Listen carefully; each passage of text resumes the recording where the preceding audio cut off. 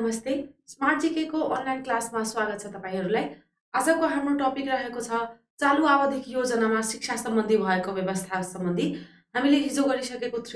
Unit 3 सकिसकेको छ। अब हाम्रो रहेको छ आजको युनिट 4.1 जसमा हामीले अहिले सुरु गर्ने छौं। चालु आवधिक योजनामा शिक्षा सम्बन्धीको व्यवस्था के रहेको छ? चालु आवधिक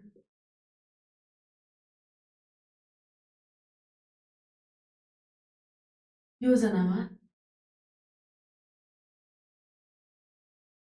शिक्षा सम्बन्धी व्यवस्था। हाम्रो अहिलेको चालु आवधिक योजना रहेको छ 2066-67 देखि 72 73 80-81 सम्मको योजना।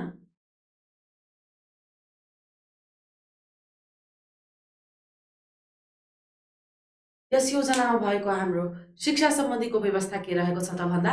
आवधिक वर्ष चाहिँ यो 2074-75 को अन्त्यसम्ममा चाहिँ 15 वर्ष माथिको जनसङ्ख्याको साक्षरता दर चाहिँ 58% पुगेको छ भने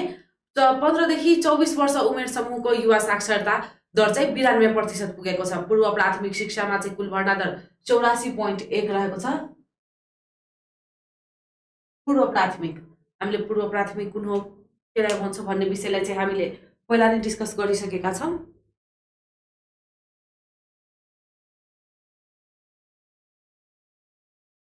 हाम्रो यो योजनामा चाहिँ चालु आवधिक योजनामा शिक्षा सम्बन्धीका व्यवस्थाहरुमा के हाम्रो पहिलो पत्रको लागि के इम्पोर्टेन्ट हुनेछ भन्दा चाहिँ यसको हामीले सोच सम्झिनु पर्ने हुन्छ। सोचमा चाहिँ के रहेको छ भन्दा चाहिँ सामाजिक आर्थिक रूपान्तरणका लागि मानव संसाधनको विकास। लक्ष्य के रहेको छ भन्दा गुणस्तरीय शिक्षा मार्फत सृजनशील, दक्ष, प्रतिस्पर्धी, उत्पादनशील र नवप्रवर्तनशील मानव स्रोतको विकास गर्ने के रहेको छ भन्दा सोच चाहिँ कहाँदेखि सुरु भएको रहेको छ भन्दा सोच र हाम्रो लक्ष्य। सोच चाहिँ सामाजिक आर्थिक देखि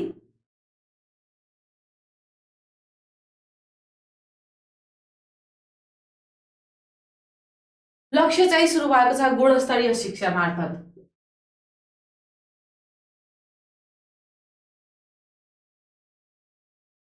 हाम्रो पहिलो पत्रमा चाहिँ क्वेशन आउन सक्ने हुन्छ कि हाम्रो चालु आवधिक योजनामा चाहिँ शिक्षा सम्बन्धी व्यवस्था रहेकोमा सोच शिक्षा सम्बन्धीको सोच के रहेको छ, लक्ष्य के रहेको छ भन्ने विभिन्न अप्सनहरु दिएर हामीले सम्झिनु पर्ने हुन्छ। जसमा हामीले सकेसम्म पहिलो शब्द सम्झिदा चाहिँ यो यस्तो क्वेशनहरुलाई डिल गर्न सकिने हुन्छ। जसमा सोचमा रहेको छ सामाजिक आर्थिक रूपान्तरणका लागि मानव संसाधनको विकास। लक्ष्य रहेको छ गुणस्तरीय शिक्षा मार्फत सृजनशील, दक्ष, प्रतिस्पर्धी, उत्पादनशील र नवप्रवर्तनशील मानव स्रोतको विकास गर्ने। त्यस्तै यसमा उद्देश्यहरुमा 5 वटा उद्देश्य रहेका छन्।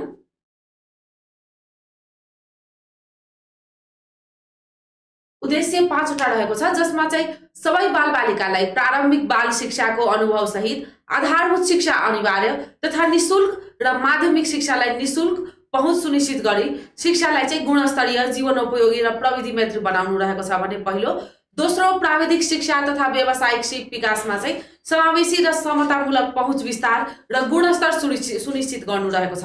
त्यस्तै तेस्रो उद्देश्य रहेको छ पहुँच र गुणस्तर अभिवृद्धि गरी उच्च शिक्षालाई वैज्ञानिक, नवप्रवर्तनात्मक, अनुसन्धानात्मक, प्रविधि मैत्री र रोजगारमूलक बनाउँदै ज्ञानमा आधारित समाज र अर्थतन्त्रको निर्माण गर्नु। त्यस्तै सबै नागरिकका लागि चाहिँ जीवन पर्यन्त शिक्षाको अवसर सुनिश्चित गर्नु रहेको छ। चौथोमा भने 5औं उद्देश्य रहेको छ संघीय संरचना अनुरूप सबै तहका शैक्षिक प्रशासनिक निकाय र शिक्षण संस्थामा चाहिँ सुशासन कायम गर्नु रहेको छ। त्यस्तै यसका रणनीतिहरू रहेका छन्। रणनीति तथा कार्यनीतिहरू यो उद्देश्यलाई परिपूर्ति गर्नका लागि रणनीति तथा कार्यनीतिहरू बनाइएको हुन्छ। जसमा चाहिँ रणनीतिहरूमा रहेको छ रणनीति 1 मा रहेको छ हाम्रो प्रारम्भिक बाल विकास तथा शिक्षा कार्यक्रमलाई विद्यालय शिक्षाको अभिन्न अंगको रूपमा विकास गरी यसलाई चाहिँ सबै बालबालिकाका लागि अनिवार्य गर्ने रहेको छ भने कार्यनीतिमा कम्तीमा 1 विद्यालय 1 बालबालिका केन्द्रको अवधारणा अन्तर्गत स्थानीय तह मार्फत चाहिँ बाल विकास केन्द्रको पुनरावर्तन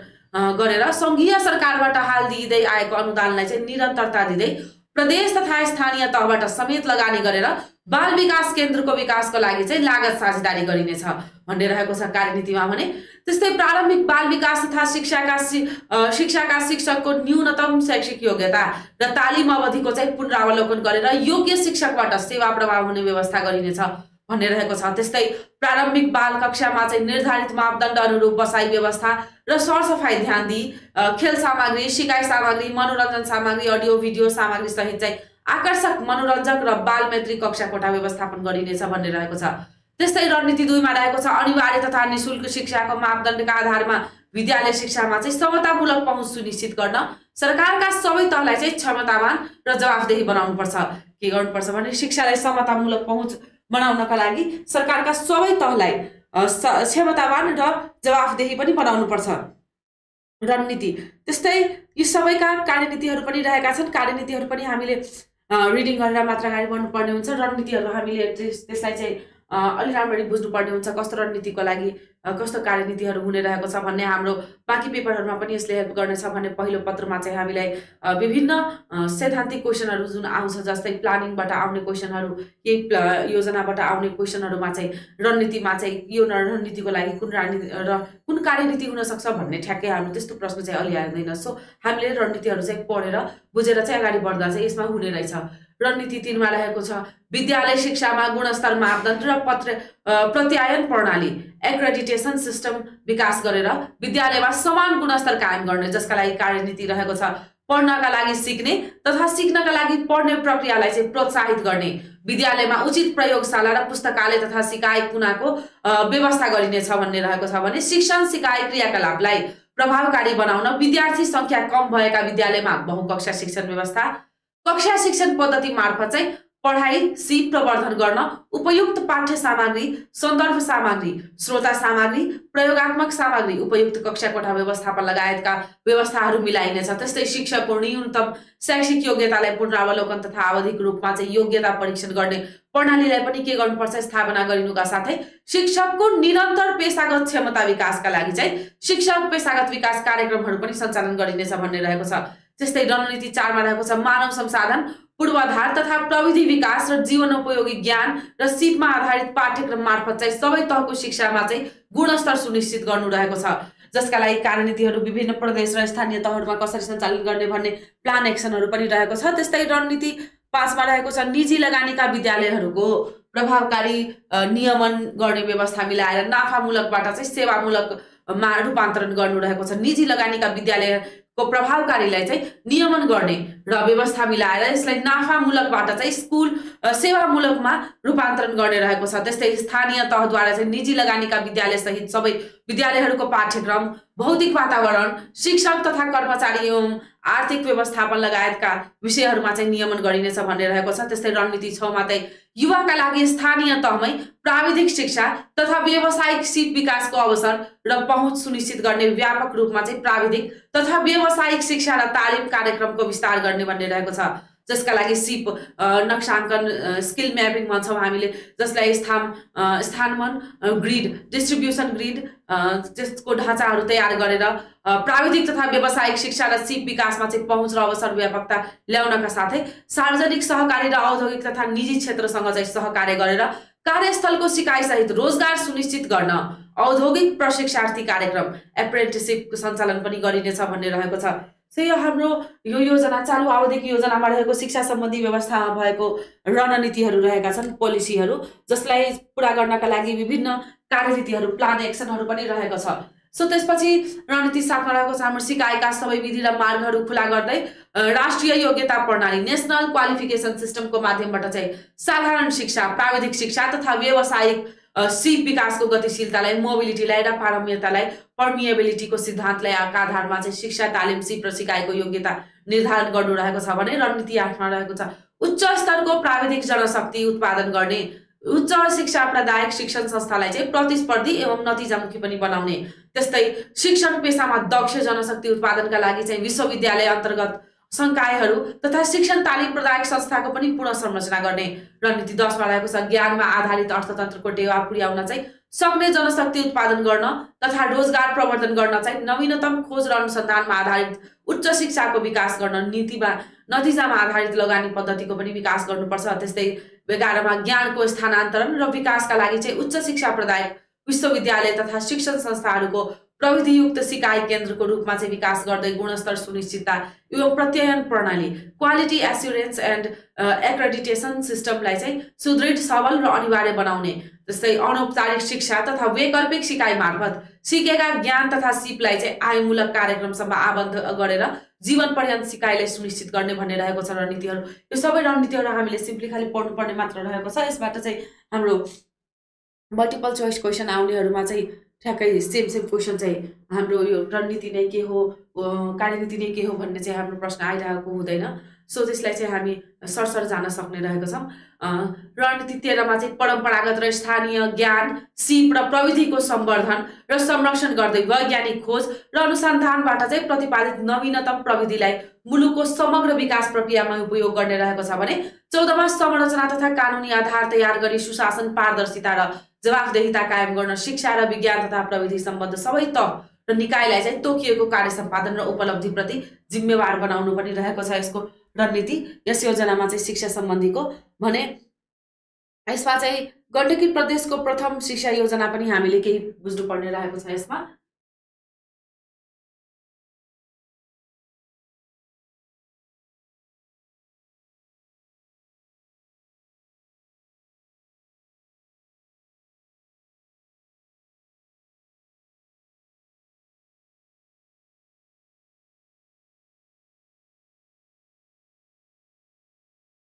जसमा चाहिँ दीर्घकालीन सोच, लक्ष्य तथा उद्देश्य सोचमा चाहिँ शिक्षा क्षेत्रमा आधुनिकीकरण र समान पहुँच रहेको छ।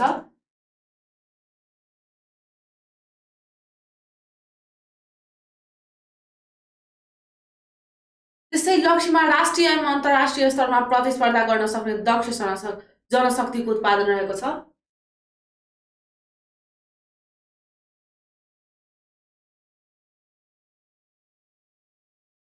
त्यसै उद्देश्यहरू चाहिँ यसका 3 वटा रहेका छन्।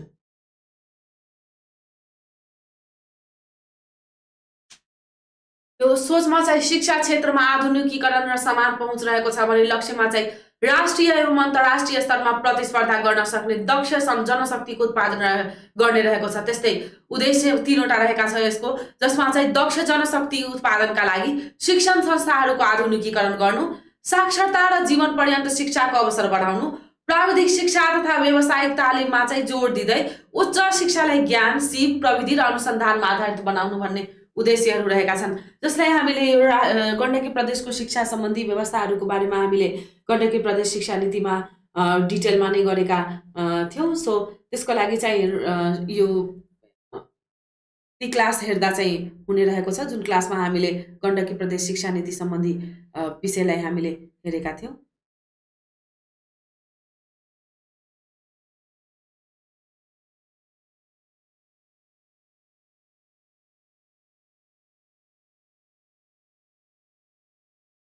त्यसपछि रहेको छ हाम्रो शैक्षिक योजना निर्माण प्रक्रियामाको कार्यान्वयन तथा मूल्याङ्कन।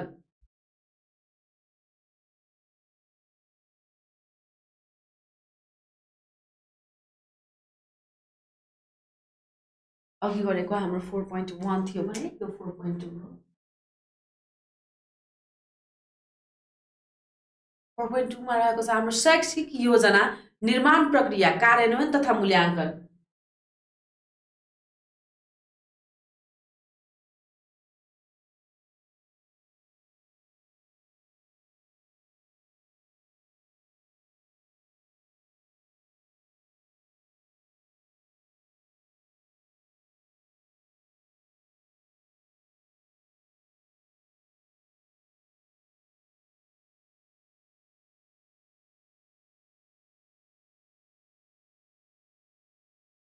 शैक्षिक योजना निर्माण प्रक्रिया कार्यान्वयन तथा मूल्याङ्कन, जसमा चाहिँ योजनाको हामीले परिचय भन्दा के भन्न सक्छौँ भने भविष्यमा गरिने कुनै कार्यलाई चाहिँ सुव्यवस्थित सुनिश्चितता प्रदान गर्न बनाइने एउटा मार्गदर्शनलाई चाहिँ योजना भन्न सक्छौँ। भने योजनाले के गर्ने, कसरी गर्ने, कहिले गर्ने, कसले गर्ने जस्ता कार्यक्रमहरू पूर्व निर्धारित रूपमा चाहिँ देखाउँछ। योजनाले कामको निर्धारण गर्छ। त्यस्तै यो शैक्षिक योजनाको परिचय भन्दा चाहिँ शैक्षिक योजना केलाई भन्न सकिन्छ भन्दा चाहिँ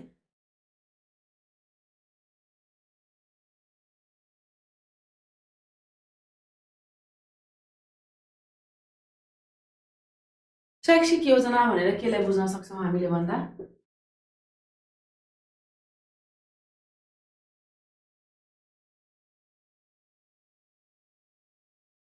शैक्षिक योजनामा के रहेको छ त भन्दा यो कुनै खास उद्देश्य प्राप्तिका लागि वा कुनै लक्ष्यमा पुग्नका लागि चाहिँ वा कुनै कार्य सम्पादन गर्नका लागि के कस्ता तरिका विधि रणनीति लागू गर्नुपर्छ भन्ने मूल तत्त्वलाई योजना भन्छौँ भने योजना भनेको तरिका हो साधन हो काम गर्ने प्रक्रिया वा मार्गदर्शन हो voice and choice of the people or highest expression of the people भन्ने भन्न सकिन्छ भने a plan is a vision of the future जस्तै a plan is an intended action to be accomplished over a defined time frame भन्ने विषयहरू चाहिँ जो सबैलाई नेपालीमा नै भन्नुपर्दा चाहिँ योजना भविष्यको उद्देश्य प्राप्तिका लागि चाहिँ दिशाबोध गराउने तरिका हो भनेर भन्न सक्छौँ सो यसलाई चाहिँ योजना शैक्षिक योजना भनेको शिक्षाको बारेमा कसरी अगाडि बढाउने शिक्षाको विषयलाई कसरी कार्यान्वयन गर्ने भन्ने विषयलाई चाहिँ हामी शैक्षिक योजना भनेर भन्न सक्छौँ शैक्षिक योजना शिक्षा क्षेत्रको चाहिँ दूरदृष्टिकालीन भिजन ध्येय मिशन वर्तमान अवस्थाको आकलन SWOT एनालाइसिस सबल पक्ष कमजोर पक्ष अवसर र चुनौतीहरूलाई विश्लेषण गर्नेलाई SWOT एनालाइसिस भन्छौँ हामीले स्ट्रेन्थ विकनेस अपर्च्युनिटिज थ्रेट्स त्यसपछि यसका उद्देश्यहरू लक्ष्य नीति रणनीति कार्यनीति कार्यक्रम यो कार्ययोजना स्रोतको व्यवस्था र अनुगमन जस्ताको समष्टि रूपलाई हामीले योजना भन्न सक्छौँ भने finding the fact mapping the future and preparing the implementation plan हो भनेर भन्न सकिन्छ it is looking forward process शिक्षामा पहुँच समता सहभागिता गुणस्तर संस्थागत क्षमता विकास जस्ता उद्देश्य परिपूर्तिका लागि चाहिँ तयार पारिएको हुन्छ योजना भने यो सिद्धान्त व्यवहार बीचको समझदारीयुक्त दस्तावेज पनि हो यो शैक्षिक योजनामा हुनुपर्ने के हुनुपर्छ भन्दा चाहिँ यो भविष्यको यो गन्तव्य हुनुपर्छ उचित एवं अपेक्षित उपलब्धिको खाका पनि हुनुपर्छ पहुँच समता र गुणस्तरमा जोड दिनुपर्छ भने चाहना र लक्ष्यको प्रतिबिम्ब हुन्छ योजना शैक्षिक कार्यको चाहिँ प्राथमिकीकरण पहुँच समता र गुणस्तरमा जोड दिनुपर्छ भने विभिन्न विकल्पहरूको आकलन र उत्तम विकल्पको छनौटलाई हामीले शैक्षिक योजना भन्न सक्छौँ कार्यान्वयनको पक्षको मार्गचित्र हो योजना शैक्षिक योजनाले केलाई केन्द्रीकृत गर्छ त भन्दा हामीले यसबाट चाहिँ आउने प्रश्नहरू हाम्रो यो योजनाबाट आउने प्रश्नहरू चाहिँ मूलतः कस्तो हुनुपर्छ भने यो हाम्रो अवधारणा सँग कन्सेप्चुअल विषयहरू चाहिँ आउन सक्ने हुन्छ यसबाट चाहिँ हाम्रो नम्बरहरू चाहिँ यसमा खास धेरै हुँदैनन् त्यस्तो यो शैक्षिक योजनाका विशेषताहरू हेर्दा चाहिँ उद्देश्य लक्ष्य स्पष्ट रूपमा चाहिँ किटान गरिएको हुन्छ योजनाको भने वास्तविक अवस्था र भविष्यको पनि मार्गचित्र स्पष्ट गरिएको हुन्छ प्राथमिकीकरण तोकिएको हुन्छ उपलब्ध साधन र स्रोत उद्देश्य लक्ष्य बीच चाहिँ तालमेल मिलेको हुनुपर्छ भने जनसहभागिताको भूमिका स्पष्ट गरिएको हुन्छ नतिजामूलक र परिवर्तनगामी हुन्छ भने कस्तो हुनुपर्छ शैक्षिक योजना भन्दा चाहिँ शैक्षिक योजना देशको समष्टि विकास योजनाको एउटा अभिन्न अङ्गका रूपमा रहेको हुन्छ शिक्षाको राष्ट्रिय उद्देश्यलाई चाहिँ मध्यनजर राखेर शैक्षिक योजना निर्माण गर्नुपर्छ त्यस्तै शिक्षा योजनाले चाहिँ केवल जनशक्ति आपूर्तिलाई मात्र ध्यान नदिई सामाजिक मूल्य मान्यता मनोवृत्ति र मौलिकतालाई पनि ध्यान दिनुपर्छ शिक्षा योजनाले चाहिँ शिक्षाको लगानीलाई मानवीय पुँजीको लगानीको रूपमा अंगीकार गर्नुपर्दछ भने शिक्षा योजना राष्ट्रिय लक्ष्य प्रतिबिम्बित हुनुपर्दछ भन्ने विषयहरू रहेका छन् जसमा हामीले शिक्षा योजना भनेर शैक्षिक योजना भनेर केलाई बुझाउँछ भन्ने विषयहरू हाम्रो प्रश्न आउँदा चाहिँ हामीले यस्तै विभिन्न अप्सनहरू दिँदा चाहिँ प्राय यस्तो प्रश्नहरू चाहिँ कस्तोमा आइरहेको हुन्छ भने सबै हुन् भन्ने विषयहरू हुन्छ सो त्यसलाई चाहिँ विचार गर्नु होला शैक्षिक योजनाको तर्जुमा र निर्माणमा के रहेको छ भन्दा चाहिँ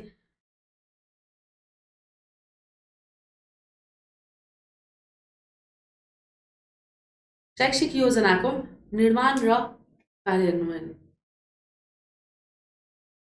योजनाको निर्माण प्रक्रिया र कार्यान्वयन हेर्दा चाहिँ यसको चरणहरू भन्दा चाहिँ पहिलो चरण 7वटा चरणहरू रहेका छन्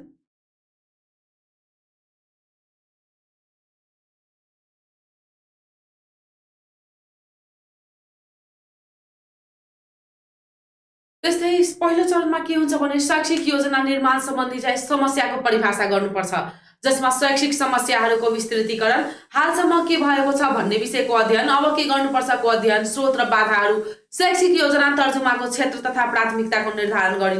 गरिएको हुन्छ भने दोस्रो चरणमा चाहिँ योजना निर्माणका का क्षेत्रहरूको विश्लेषण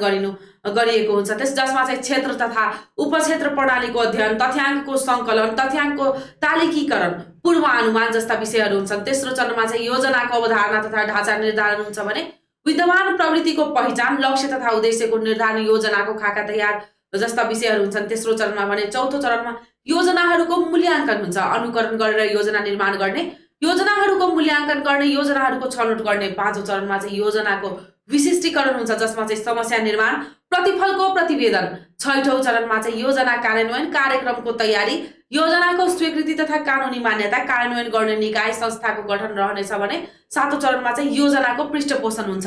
सो योजनाको निर्माणको विषयमा चाहिँ यस्तै विषयहरू रहेका छन्। योजना निर्माण गर्दा चाहिँ कस्तो कुराहरूमा ध्यान दिनुपर्छ, पुर्याउनुपर्छ भनेर भन्दा चाहिँ शैक्षिक योजना निर्माण गर्दा उपलब्ध साधन र स्रोतलाई चाहिँ विशेष ध्यान दिनुपर्छ। स्थानीय साधन स्रोत सहित दिगो विकासमा पनि जोड दिनुपर्छ भने शिक्षा योजनामा उपलब्ध साधन स्रोतको चाहिँ उच्चतम प्रतिफल प्राप्त हुने गरी र योजना विकास र कार्यान्वयन गरिनुपर्छ। त्यस्तै शिक्षा उपभोग र लगानी दुवै भएकाले चाहिँ शिक्षाको योजना बनाउँदा गुणस्तरीय जीवनका लागि उपभोग र लगानी दुवैतर्फ दृष्टि पुर्याउनुपर्छ, न कि एउटा पक्षलाई चाहिँ मात्र ध्यान दिनु हुँदैन। शिक्षा योजनामा निर्माण, गरिबी हटाउन र जीवन स्तर उठाउने कुरामा पनि विशेष ध्यान पुर्याउनुपर्छ। शिक्षा योजनाले चाहिँ उत्पादकत्व बढाउने र उत्पादनको वितरणमा प्रभावकारिता ल्याउने हुनुपर्छ। शिक्षाले देश र समाजको चाहना र आवश्यकता, त्यसका लागि आवश्यक पर्ने जनशक्ति, उत्पादन र लगानीको प्रतिफल पनि विश्लेषण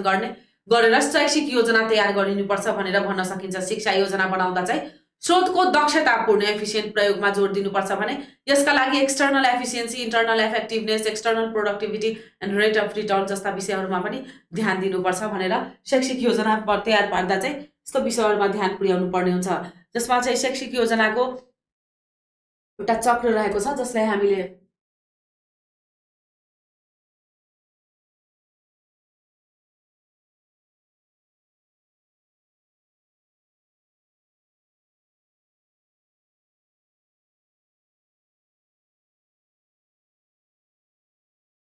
योजना निर्माण प्रक्रिया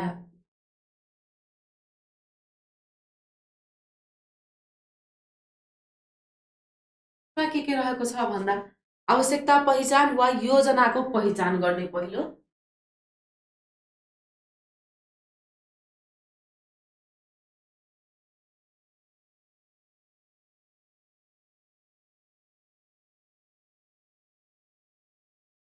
त्यसपछि रहेको छ योजनाको तयारी,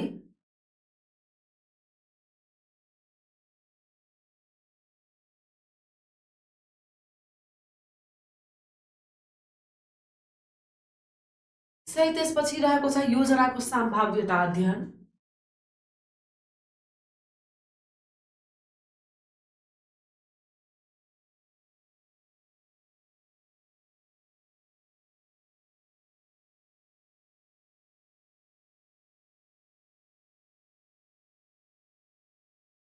त्यसपछि योजनाको अनुमोदन र स्वीकृति,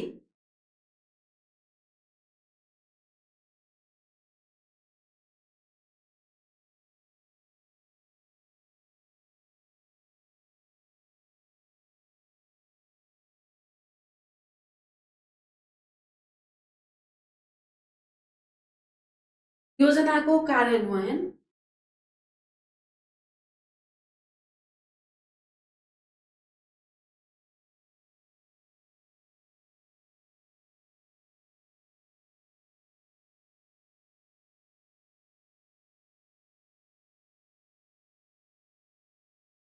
योजना अनुगमन र मूल्याङ्कन,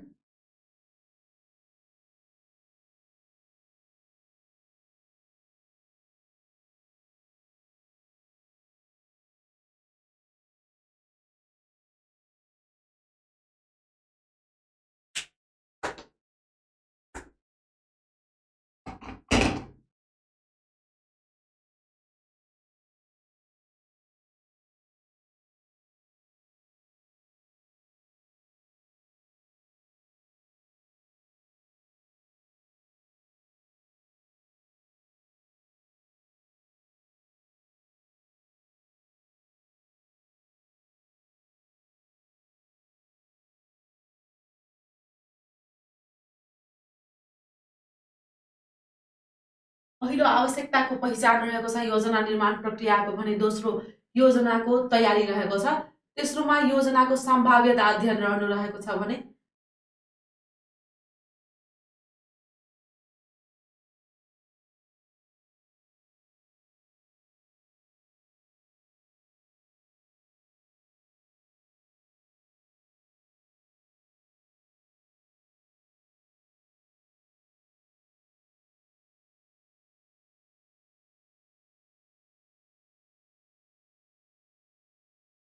फिजिबिलिटी स्टडी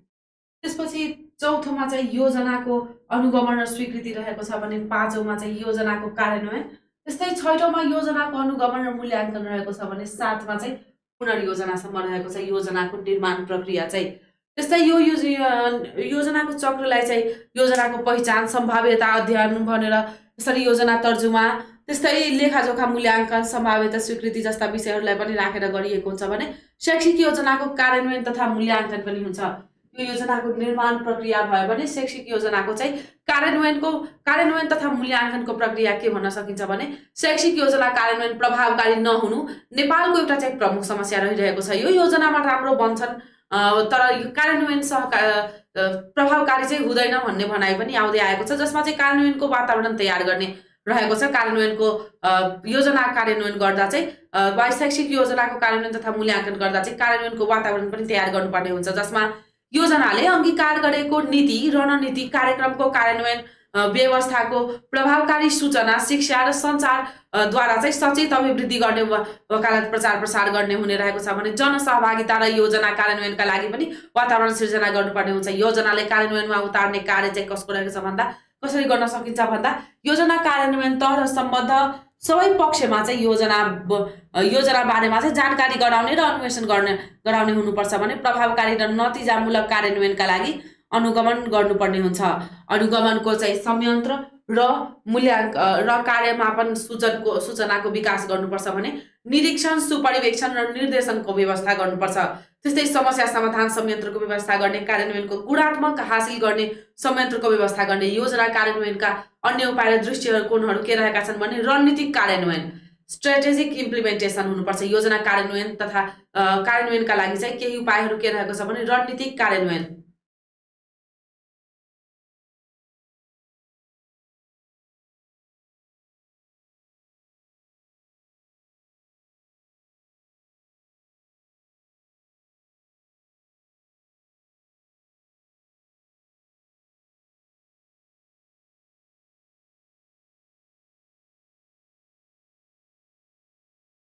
स्ट्रेटेजिक इम्प्लिमेन्टेसन त्यस्तै स्वरूपगत तथा संस्थागत कार्यान्वयन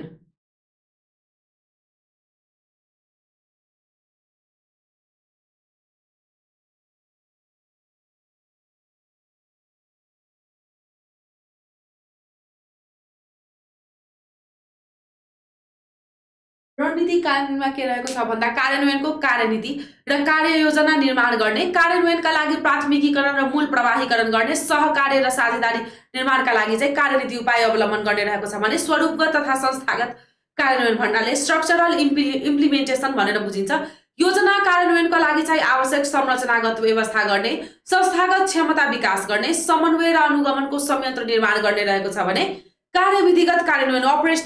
operational or method implementation operational of method जसलाई हामीले के भन्छौं भने कार्यविधिगत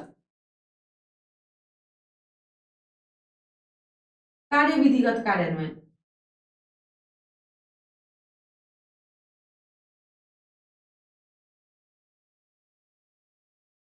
कार्यान्वयनका लागि चाहिँ मार्गदर्शन तयार गर्ने त्यस्तै कार्यान्वयन र अनुगमनको कार्यविधि र प्रक्रिया विकास गर्ने व्यवहारगत कार्यान्वयन हुने रहेको छ त्यसपछि बिहेभियरल इम्प्लिमेन्टेसन जनशक्ति विकास र मनोवैज्ञानिक तत्परताको विकास गर्ने सम्बद्ध पक्षमा चाहिँ सचेतना अभिवृद्धि गर्ने कार्यक्रम कार्यान्वयनका सबै तहमा चाहिँ पैरवी सकारात्मक र अन्वेषणात्मक सहयोग हासिल गर्ने उत्प्रेरणात्मक र प्रोत्साहनात्मक व्यवस्था चाहिँ अवलम्बन गर्ने भन्ने रहेको छ जसमा घमा रहेको छ हाम्रो व्यवहारगत कार्यान्वयन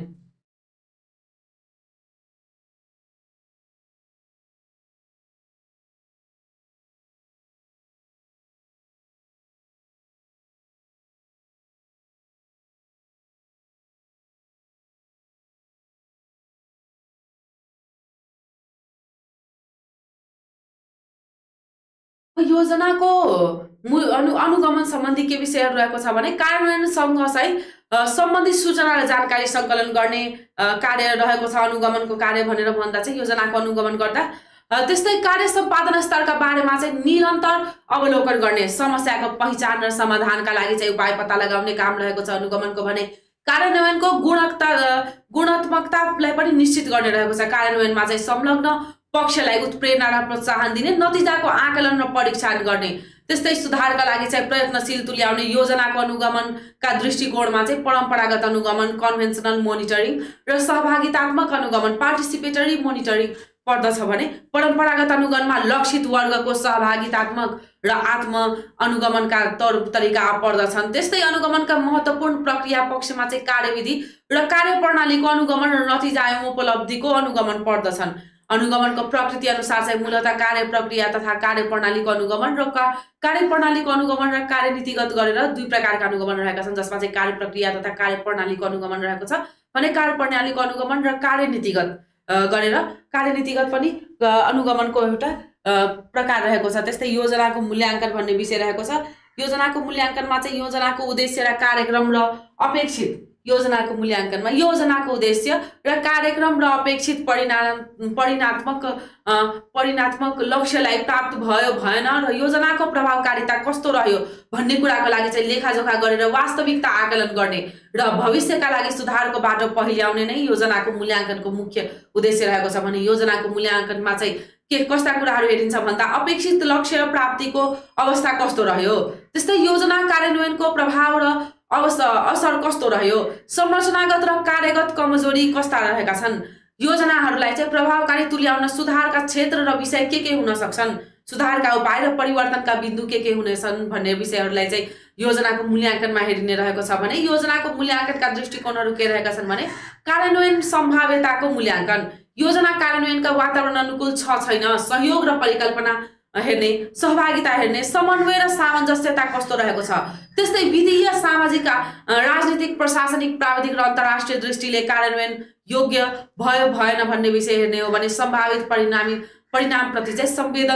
संवेदनशीलता कस्तो छ, सेन्सिटिभनेस कस्तो छ भन्ने विषयलाई। त्यस्तै कार्य सम्पादन मूल्याङ्कनमा चाहिँ पर्फर्मेन्स हेर्दा चाहिँ योजना कार्यान्वयनका क्रममा गरिने आवधिक समीक्षा, कार्यान्वयनमा दोहोरोपन, कार्यक्षमताको अवस्था, समन्वयको अवस्थालाई चाहिँ हेर्ने हो भने साधन स्रोतको परिचालनको अवस्थाको मूल्याङ्कन गर्ने, लगानी र उपलब्धि बीचको सम्बन्ध,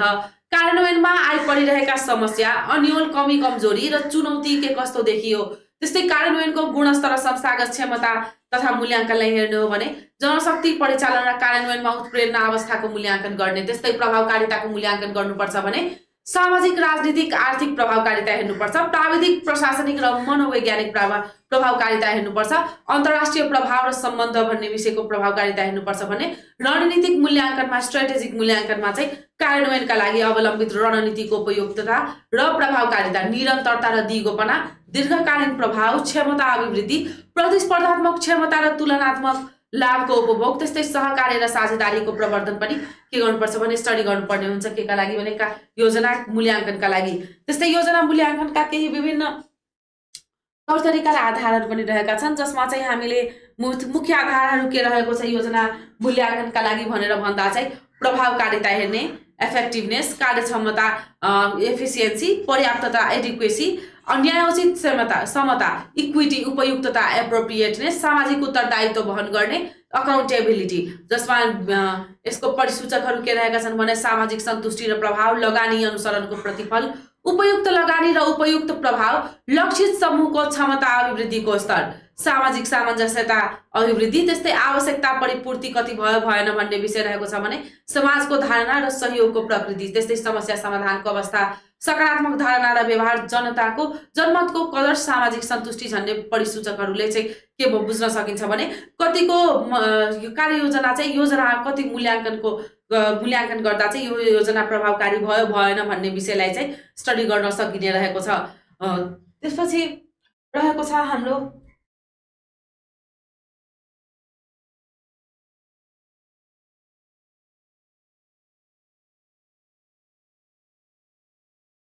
नेक्स्ट टपिक रहेको छ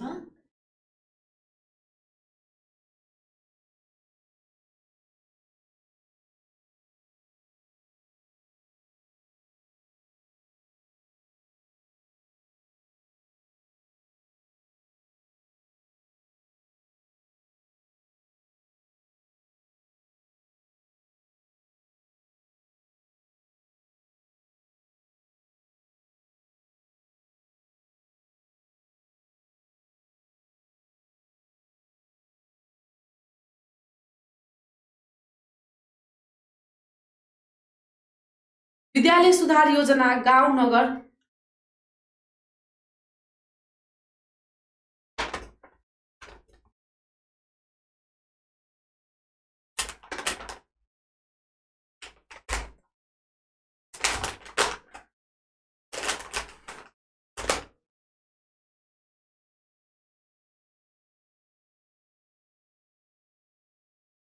सरी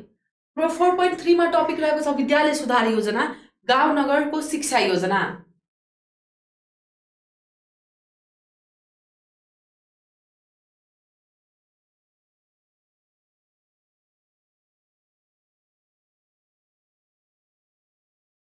विद्यालय सुधार योजना र यसको आवश्यकता के रहेको छ भन्दा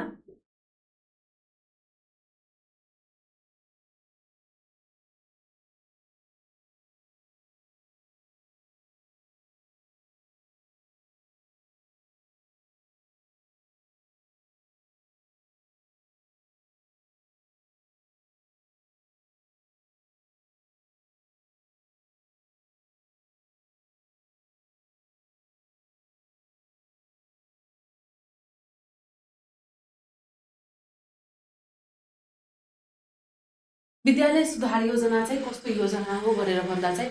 आफ्नो विद्यालयलाई राम्रो विद्यालय बेटर स्कुल बनाउने, विद्यालयमा चाहिँ राम्रो शिक्षण बेटर टिचिङ गर्ने र विद्यार्थीहरूलाई चाहिँ राम्रो सिकाइ बेटर लर्निङ सुविधाको व्यवस्था गर्ने जस्ता प्रमुख पक्षलाई समेटिएको मूलतः गुणस्तर सुधार अभियानमा केन्द्रीकृत चाहिँ 5 वर्षे आवधिक संस्थागत योजना हो। यो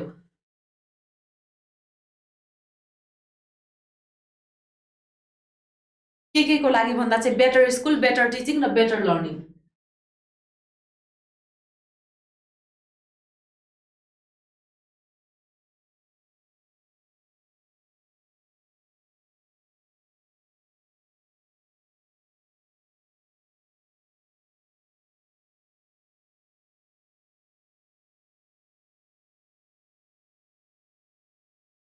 यो योजना चाहिँ विकेन्द्रीकृत शैक्षिक योजनाको अभ्यास अन्तर्गत सूक्ष्म योजना हो भने विद्यालयको भौतिक सुधारदेखि शिक्षक विद्यार्थीको नियमितता, उनीहरूको सिकाइ उपलब्धि अभिवृद्धि, विद्यालयको आन्तरिक दक्षता लगायतका सबै पक्षको चाहिँ सुधारलाई लक्षित गरेर बनाइएको योजनाले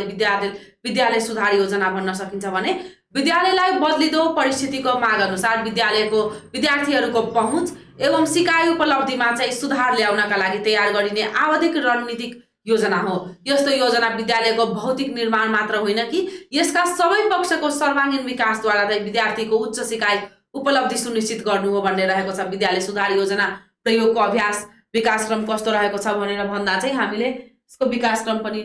पढ्नुपर्ने रहेको छ, विकासक्रम चाहिँ बुझ्नुपर्ने रहेको छ, जसमा हाम्रो नेपालमा चाहिँ सुधार योजनाको ऐतिहासिक नै सन्दर्भ खोजी गर्दा चाहिँ विक्रम सम्वत 2057 सालदेखि चाहिँ जारी भएको शिक्षा ऐन 2028 को 7औं संशोधनबाट कानुनी रूपमा विकेन्द्रित शैक्षिक व्यवस्थापनको अभ्यास प्रारम्भ भएको थियो, जसमा चाहिँ आवधिक वर्ष 2056-57 मा चाहिँ आधारभूत तथा प्राथमिक शिक्षा कार्यक्रम दोस्रो सँगै चाहिँ परीक्षणमा का रूपमा चाहिँ 12वटा जिल्लामा सुरु गरिएको छ, जसलाई हामीले डिटेलमा गरिसकेको छौँ हिजो अस्तिको क्लासमा। त्यस्तै आवधिक वर्ष 57-58 मा चाहिँ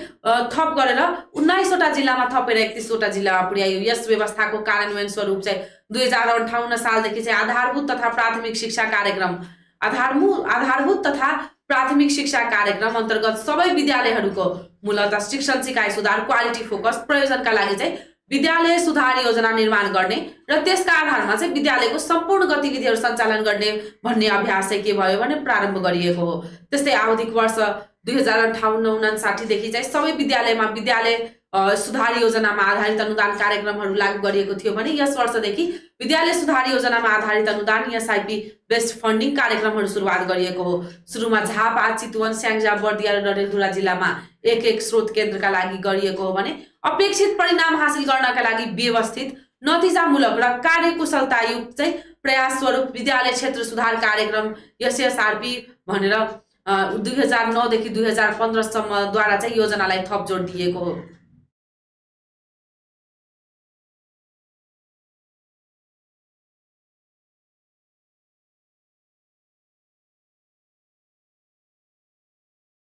त्यस्तै शैक्षिक सत्र 2073 मा चाहिँ आर्थिक वर्ष 2073 देखि चाहिँ विद्यालय सुधार योजनामा विपद पूर्व तयारीका विषयवस्तुलाई पनि समावेश गरिएको, जसलाई हामीले विपद व्यवस्थापन र शिक्षा भन्ने विषयमा हिजोको क्लासमा गरेका थियौँ भने the project for support for improvement of school management भनेर सिसम परियोजना चाहिँ जापान सरकारको जाइकाको अन्तर्गत चाहिँ आर्थिक तथा प्राविधिक सहयोग विद्यालय सुधार योजनामा सहयोग पुर्याइएको 2 चरणमा सञ्चालित यस परियोजनाको प्रथम चरण चाहिँ 2008 देखि 11 सम्म र दोस्रो चरण चाहिँ 2013 देखि 2018 सम्म सञ्चालन गरिएको थियो। The project for support for improvement of school management SISM Japan सरकारको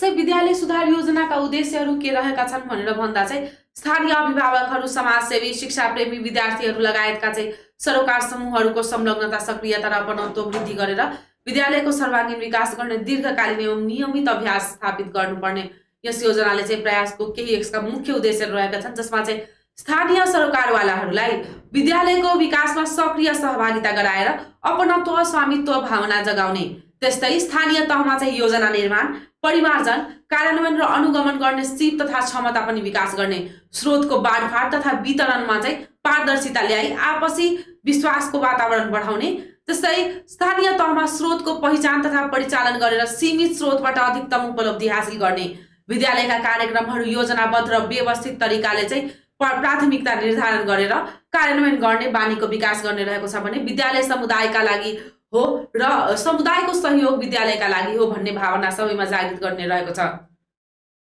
त्यस्तै स्थानीय निकाय तथा समुदायले चाहिँ आफूले अपेक्षा गरेको शिक्षाको योजना बनाएर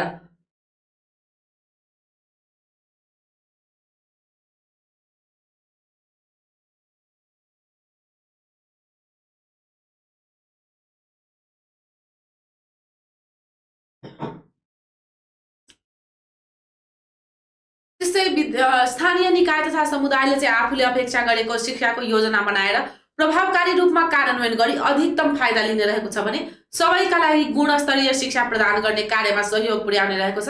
विद्यालय सुधार योजनाका उद्देश्यहरू, विद्यालय सुधार योजनाहरूले के गर्ने रहेका छन् भन्ने विषयमा हामीले बुझ्यौँ। त्यसपछि हाम्रो रहेको छ यसका कार्यनीतिहरू के रहेका छन् भनेर भन्दा चाहिँ स्थानीय तहको क्षमता अभिवृद्धि गर्ने रहेको छ यसको कार्यनीति विद्यालय सुधार योजनाको भने स्थानीय तहमा अधिकार हस्तान्तरण गर्ने पनि रहेको छ, हरेक क्रियाकलापमा चाहिँ पारदर्शिता ल्याउने, त्यस्तै कार्यथलोमै आवश्यक स्रोत र साधन पनि बुझाउने रहेको छ। विद्यालय सुधार योजनाको निर्माण प्रक्रिया के रहेको छ भन्दा SIP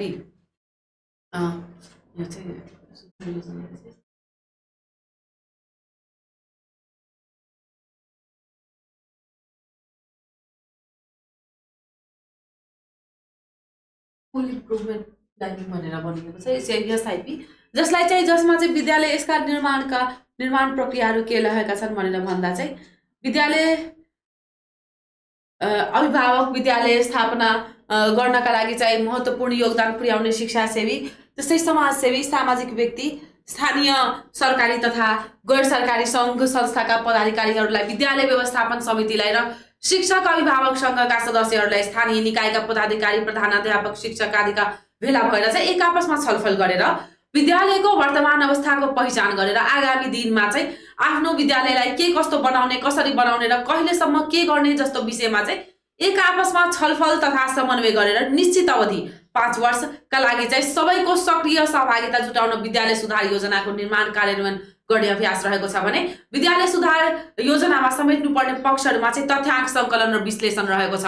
विद्यालयको वर्तमान अवस्थालाई झल्किने शैक्षिक तथ्यहरूको सङ्कलन र त्यसको विश्लेषण रहेको छ भने साझा धारणाको विकास, विद्यालयका सरोकारवालाहरू, व्यवस्थापन समितिका सदस्यहरू, अभिभावक, प्रधानाध्यापक, शिक्षक, विद्यार्थी, स्थानीय संस्थाहरू तथा स्थानीय निकायहरूको भेलामा चाहिँ छलफल तथा अन्तर्क्रिया गरेर प्राप्त 4वटा प्रश्नका साझा धारणाहरू, जस्तै कस्तो विद्यालयलाई राम्रो मानिन्छ, राम्रो विद्यालयमा के कुराहरू हुन्छन्, विद्यालयमा राम्रा पक्षहरू के छन् भने विद्यालयलाई राम्रो बनाउन अब के गर्नुपर्छ, विद्यालयका मुख्य समस्याहरू तथा चुनौतीहरू के रहेका छन् भन्ने विषयहरूमा डिस्कसन गरिन्छ भने यसका भिजन चाहिँ सरोकारवालाहरूबाट प्राप्त यो कस्तो विद्यालय राम्रो मानिन्छ भन्ने विषयलाई निकालिएको साझा धारणामा आधारित हुनुपर्छ भने उद्देश्यप्रति चाहिँ विभिन्न प्रश्नहरूबाट अघिबाट आएको विभिन्न साझा प्रश्नहरूबाट आएको उत्तरहरूलाई विचार पुर्याउनु पर्ने हुन्छ। त्यस्तै यसका कार्यक्रम तथा रणनीतिहरू हुनेछ भने यसका लक्ष्यमा चाहिँ विद्यालयले वर्तमान अवस्थालाई आधार मानेर यसका आगामी 5 वर्षभित्र के कस्तो लक्ष्य प्राप्त गर्ने हो, सो लक्ष्य प्राप्त गर्नका लागि कुन कुन काम कति गर्ने हो, कुन कुन कामलाई चाहिँ कति गर्ने हो र सो काम कुन कुन वर्षमा कति कति गर्ने हो भन्ने स्पष्ट खुलेको हुनुपर्छ। लक्ष्य निर्धारण गर्दा चाहिँ लागत अनुमान गर्दा चाहिँ योजनामा राखिएका कार्यक्रमहरूलाई कार्यान्वयन गर्न लाग्ने खर्च अनुमान पनि समावेश भएको हुनुपर्छ। त्यस्तै वार्षिक कार्ययोजना हुनुपर्छ। विद्यालय सुधार योजनामा राखिएका सम्बन्धित वर्षका कार्यक्रमहरू कुन कुन काम कसले गर्ने हो, कहिले गर्ने हो, कसको जिम्मेवारी हो भन्ने तोकिएको हुनुपर्छ भने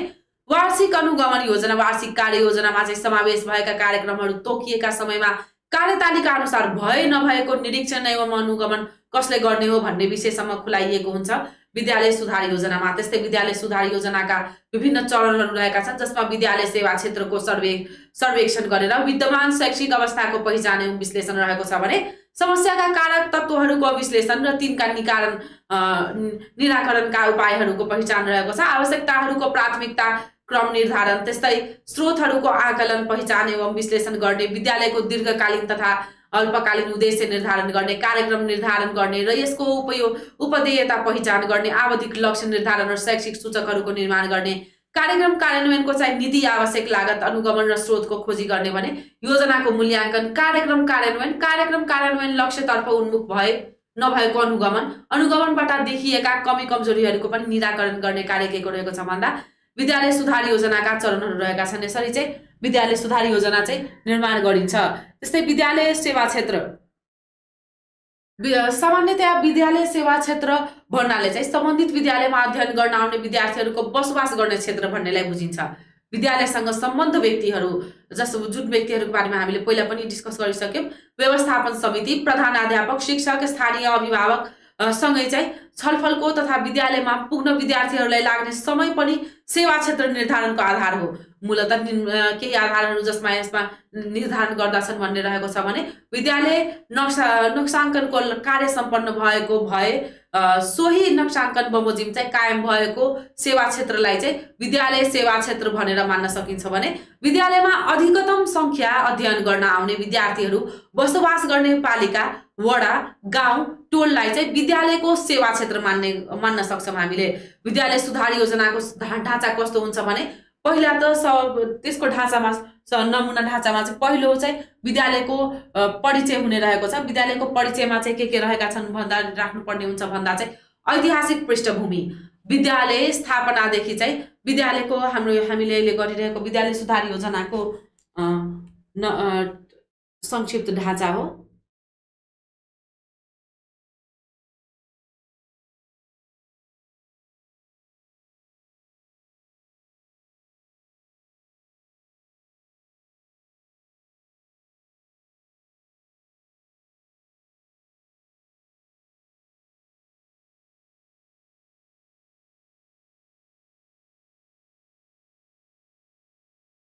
विद्यालय सुधार योजनाको संक्षिप्त ढाँचामा चाहिँ पहिलो रहेको छ विद्यालयको परिचय।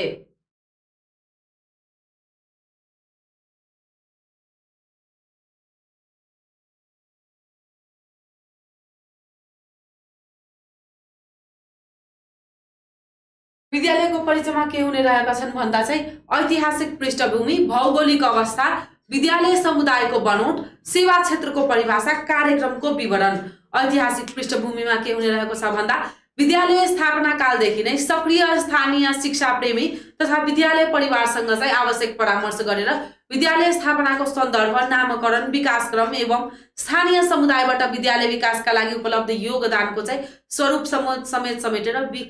विवरणात्मक पृष्ठभूमि तयार गर्ने रहेको छ भने भौगोलिक अवस्थामा चाहिँ सम्बन्धित गाविस, नगरपालिका उपलब्ध हुन सक्ने भौगोलिक नक्सा समेतलाई चाहिँ आधार मानेर विद्यालय अवस्थित क्षेत्रको प्रकृति, बनोट र भौगोलिक विविधता आदिलाई चाहिँ समेटेर नक्सा सहितको विवरण तयार गर्नुपर्ने हुन्छ। त्यस्तै विद्यालय समुदायको बनोट गर्दा चाहिँ गाविस, नगरपालिका अथवा वडा कार्यालयमा चाहिँ उपलब्ध तथ्याङ्कका आधारमा विद्यालय अवस्थित समुदायको जनसङ्ख्या, लैंगिक अवस्था, सांस्कृतिक परम्परा, धार्मिक विविधता, सामाजिक स्तर, भाषिक संयोजन एवं आर्थिक अवस्था झल्कने विवरण चाहिँ प्रस्तुत गर्नुपर्ने हुन्छ भने सेवा क्षेत्रको परिभाषा, विद्यालयको कार्यमूलक सेवा क्षेत्रको किटान गरेर नक्सात्मक विवरण चाहिँ तयार गर्नुपर्छ। त्यस्तै कार्यक्रम विवरण, सबै शिक्षकहरूसँग चाहिँ सामूहिक छलफल गरेर विद्यालयद्वारा सालसाली चाहिँ रूपमा सञ्चालन गरिँदै आएका बालबालिका, तहगत औपचारिक शिक्षा, अनौपचारिक वैकल्पिक खुला शिक्षा, गृहिणी शिक्षा, एनेक्स कक्षा जस्ता चाहिँ स्वास्थ्य तथा पोषण, अतिरिक्त क्रियाकलाप, विद्यार्थी मूल्याङ्कन परीक्षा, निर्माण मर्मत लगायतका कार्यक्रमहरूको चाहिँ विवरण, वार्षिक लक्ष्य र उपलब्धि समेटिएको उल्लेख तयार गरिएको हुनुपर्छ विद्यालय सुधार योजनामा भने। दोस्रो रहेको छ योजनाको आवश्यकताको पहिचान हुने रहेको छ।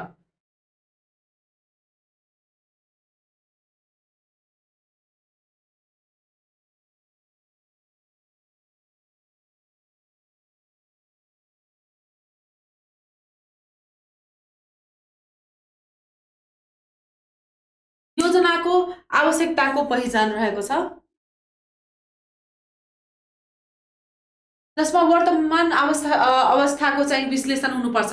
जसमा कक्षागत विद्यार्थीको प्रोफाइल, आन्तरिक सक्षमताको अवस्था, त्यस्तै विद्यार्थी सिकाइको उपलब्धि, शिक्षक प्रोफाइल, विद्यालय सञ्चालन व्यवस्था, त्यस्तै भौतिक सुविधा व्यवस्था, विद्यालय व्यवस्थापकीय प्रबन्ध, शैक्षिक सामग्रीको उपलब्धता, त्यस्तै स्रोत व्यवस्थाहरू। मुख्य समस्या पहिचान गर्दा चाहिँ विवश पदाधिकारीहरू, विद्यालयका पदाधिकारीहरू, शिक्षक सङ्घका चाहिँ सदस्यहरू, विद्यार्थी प्रतिनिधिहरू र स्रोत व्यक्ति सम्मिलित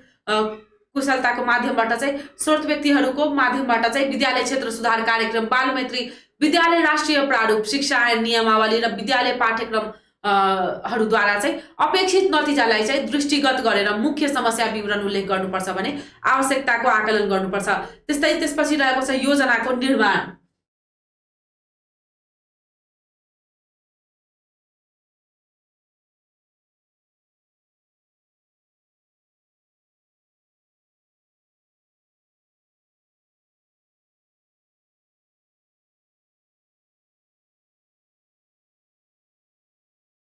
योजना निर्माण, जसमा चाहिँ दूरदृष्टि निर्धारण गरिन्छ। योजना निर्माण गर्दा चाहिँ विद्यालय सुधार योजनामा चाहिँ पहिलो दूरदृष्टि निर्धारण गरिन्छ, जसमा हामीले के गर्न सक्छौँ भने यो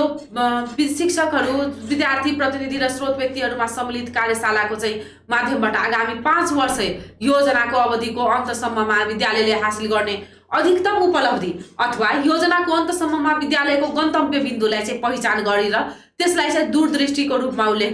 गरेको हुनुपर्छ भने लक्ष्य निर्धारण हुनुपर्छ।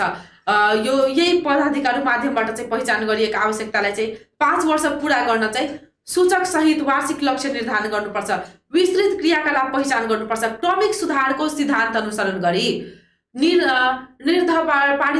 निर्धारित लक्ष्यहरूलाई पूरा गर्न इन्टरभेन्सनका रूपमा प्रत्येक वर्षका लागि ठोस कार्यकलापहरू budgetary and non budgetary activities तय गर्नुपर्छ। स्रोत व्यवस्थापन गर्नुपर्छ, जसमा चाहिँ स्रोतहरूलाई चाहिँ झल्किने गरेर बजेट योजना तयार गर्नुपर्छ, विस्तृत कार्ययोजना हुनुपर्छ। यो योजना निर्माणका बखत चाहिँ योजनाले पहिलो वर्षको विस्तृत वार्षिक योजना तयार गर्ने र सोही ढाँचा अनुसार चाहिँ प्रत्येक नयाँ वर्षका लागि चाहिँ प्रत्येक ज्येष्ठ महिनाभित्र चाहिँ विस्तृत वार्षिक योजना तयार गर्ने ज्येष्ठ महिनाभित्र।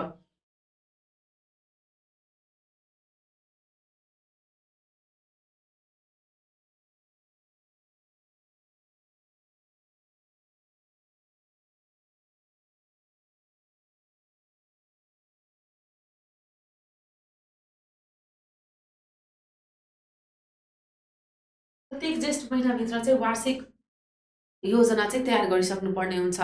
योजनाको संक्षिप्त खाका हेर्दा चाहिँ हाम्रो त्यही रहेको थियो, जसमा चाहिँ हामीले विद्यालयको परिचय, योजनाको आवश्यकताको पहिचान हुने रहेको छ, योजनाको निर्माणको तह हुने रहेको छ र प्रत्येक ज्येष्ठ पहिलो वर्षको चाहिँ डिटेल खाका चाहिँ त्यही विद्यालय सुधार योजनामा हुने रहेको छ भने बाँकी वर्षहरूको चाहिँ विस्तृत योजना चाहिँ प्रत्येक वर्षको ज्येष्ठ महिनाभित्र चाहिँ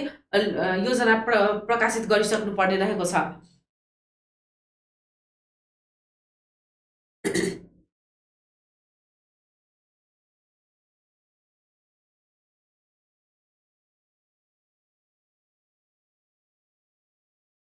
त्यसपछि रहेको छ हाम्रो गाउँ नगर शिक्षा योजना।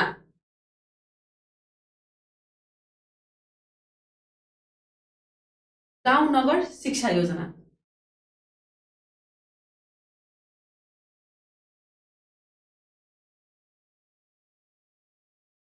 यसलाई इङ्ग्लिसमा भन्दा चाहिँ हामीले के पढ्न सक्छौँ भने भिलेज वा म्युनिसिपालिटी एजुकेसन प्लान।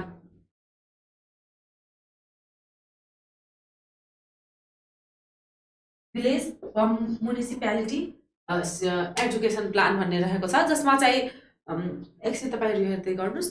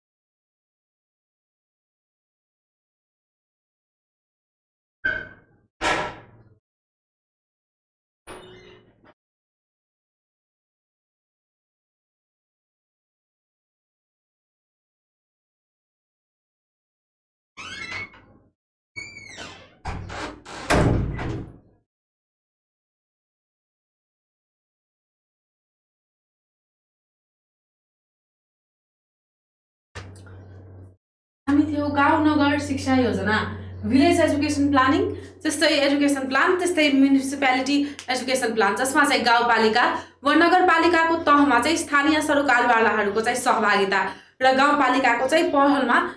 तयार गरिने योजनालाई नै गाउँ नगर वा नगर योजना भन्न सक्छौँ। भने गाउँपालिका वा नगरपालिका अन्तर्गत रहेका विद्यालयहरूको पूर्वाधार विकास गर्नु, विद्यालय जाने उमेर समूहका बालबालिकाहरूको शिक्षा सुनिश्चितता प्रदान गर्नु, तल्लो तह पार गरिसकेका बालबालिकालाई चाहिँ माथिल्लो तहको शिक्षाको अवसर सिर्जना गर्नु, विभिन्न कारणले चाहिँ विद्यालय शिक्षामा प्रवेश गर्न नसकेका व्यक्तिहरूलाई चाहिँ विद्यालय शिक्षामा पहुँच पुर्याउनु, आवश्यक शैक्षिक कार्यक्रम ल्याउने अभिप्रायले चाहिँ योजना निर्देशित हुने गर्दछ। भने आफ्नो पालिका अन्तर्गतको शिक्षा कस्तो बनाउने र के कसरी अपेक्षित लक्ष्य तथा उद्देश्यलाई प्राप्त गर्ने, यी लक्ष्य तथा उद्देश्य प्राप्त गर्नका लागि के कस्ता कार्यक्रमहरू सञ्चालन गर्नुपर्छ, त्यसका लागि के कस्ता साधन र स्रोत जुटाउने र उक्त योजनाले चाहिँ कसरी कार्यान्वयन तथा अनुगमन गर्ने जस्ता पक्षहरूमा चाहिँ समावेश गरेर बनाइएको योजनालाई नै हामीले गाउँ वा नगर शिक्षा योजना भन्न सक्छौँ। जसमा योजना यसका पक्षहरूमा चाहिँ दूरदृष्टि, नीति, लक्ष्य तथा उद्देश्य, कार्यक्रम, साधन र स्रोतको बाँडफाँड, एलोकेशन्स अफ रिसोर्सेस, त्यस्तै कार्यान्वयन प्रक्रिया, इम्प्लिमेन्टेसन प्रोसेस, अनुगमन संयन्त्र, मोनिटरिङ मेकानिजम र मूल्याङ्कन जस्ता विषयहरू रहेका छन्। यसका पक्षहरू आस्पेक्ट्सहरू के को भन्दा गाउँ वा नगर शिक्षा योजनाको। त्यस्तै गाउँ वा नगर शिक्षा योजनामा चाहिँ निर्माण गरिनुका उद्देश्यहरू चाहिँ के रहेका छन् भन्दा चाहिँ यसका गाउँपालिका वा नगरबाट चाहिँ सञ्चालन हुने शैक्षिक कार्यक्रमहरू योजनाबद्ध र व्यवस्थित तरिकाले प्राथमिकता निर्धारण गरेर कार्यान्वयन गर्ने बानीको विकास गर्नु रहेको छ। भने स्थानीय तहमा शैक्षिक योजनाको निर्माण, परिमार्जन, कार्यान्वयन र अनुगमन गर्ने सिप तथा क्षमताको विकास गर्नु रहेको छ। त्यस्तै स्थानीय तहले आफूले अपेक्षा गरेको शिक्षा योजना बनाएर प्रभावकारी रूपमा कार्यान्वयन गरेर अधिकतम फाइदा पुर्याउनु, सबैका लागि गुणस्तरीय शिक्षा प्रदान गर्ने कार्यमा चाहिँ सघाउ पुर्याउनु रहेको छ। भने योजना निर्माण प्रक्रिया चाहिँ के रहेका छन् भन्दा स्थानीय सरकारवालाहरूको व्यापक सहभागिता गराएर आफ्नो गाउँ वा नगरको विकास क्षेत्रको वास्तविक अवस्थालाई पहिचान गरेर शैक्षिक योजना निर्माण गर्न चाहिँ एक योजना निर्माण समिति बनाउने रहेको छ। के गरेर एक निर्माण योजना समिति बनाउने रहेको छ भन्दा चाहिँ यो स्थानीय सरकारवालाहरूको व्यापक सहभागिता गराएर आफ्नो गाउँ वा नगर विकासको क्षेत्रको वास्तविक अवस्था पहिचान गरे गरेर शैक्षिक योजना निर्माण गर्न, एक शैक्षिक योजनाको निर्माणका लागि चाहिँ एक योजना निर्माण समिति बनाउने भन्ने रहेको छ। जस्तै गाउँपालिका वा नगरपालिका अन्तर्गत चाहिँ विद्यालयहरूले तयार गरेका विद्यालय सुधार योजनालाई चाहिँ आधार मानेर गाउँ शिक्षा योजना निर्माण गर्नुपर्छ भने निर्माण समितिले आफ्नो क्षेत्रको सर्वेक्षण वा अन्य स्रोतबाट चाहिँ उपलब्ध तथ्याङ्कका आधारमा आफ्नो क्षेत्र अन्तर्गतका विद्यालय सुधार योजनाहरू र स्थानीय सरकारवालाहरूलाई आशा अपेक्षा तथा उनीहरूबाट चाहिँ व्यक्त भावनालाई आधार मानेर खेसरा वा ड्राफ्ट चाहिँ तयार गर्ने भन्ने रहेको छ। त्यो ड्राफ्टलाई चाहिँ योजनालाई स्थानीय सरकारवालाहरूको भेला बोलाएर प्रस्तुत गर्ने र भेलाबाट चाहिँ प्राप्त राय तथा प्रतिक्रियाको आधारमा चाहिँ योजनाले आवश्यक सुधार सहित अन्तिम रूप दिने। यसरी बनाइएको 5 वर्ष योजना अनुसार चाहिँ प्रत्येक वर्षको वार्षिक कार्ययोजना बनाउने भन्ने रहेको छ भने वार्षिक कार्ययोजनामा के गर्ने, कहिले गर्ने, कसरी गर्ने र उक्त कार्यक्रम कसले अनुगमन गर्ने जस्ता पक्षहरूलाई स्पष्ट रूपमा समावेश भएको चाहिँ हुनुपर्ने हुन्छ। योजनाको स्वीकृति कसले गर्छ भन्दा चाहिँ माथिको कार्य प्रक्रिया अनुसार बनाइएको योजना लेखाजोखा गर्न चाहिँ विज्ञ सहितको प्राविधिक पक्ष विश्लेषण गरी आवश्यक सुझाव सहित गाउँ वा नगर शिक्षा समिति पठाउने रहेको छ। गाउँ वा नगर शिक्षा समितिमा पठाउने रहेको छ। कसले भन्दा चाहिँ यो स्थानीय एक योजना निर्माण समितिबाट चाहिँ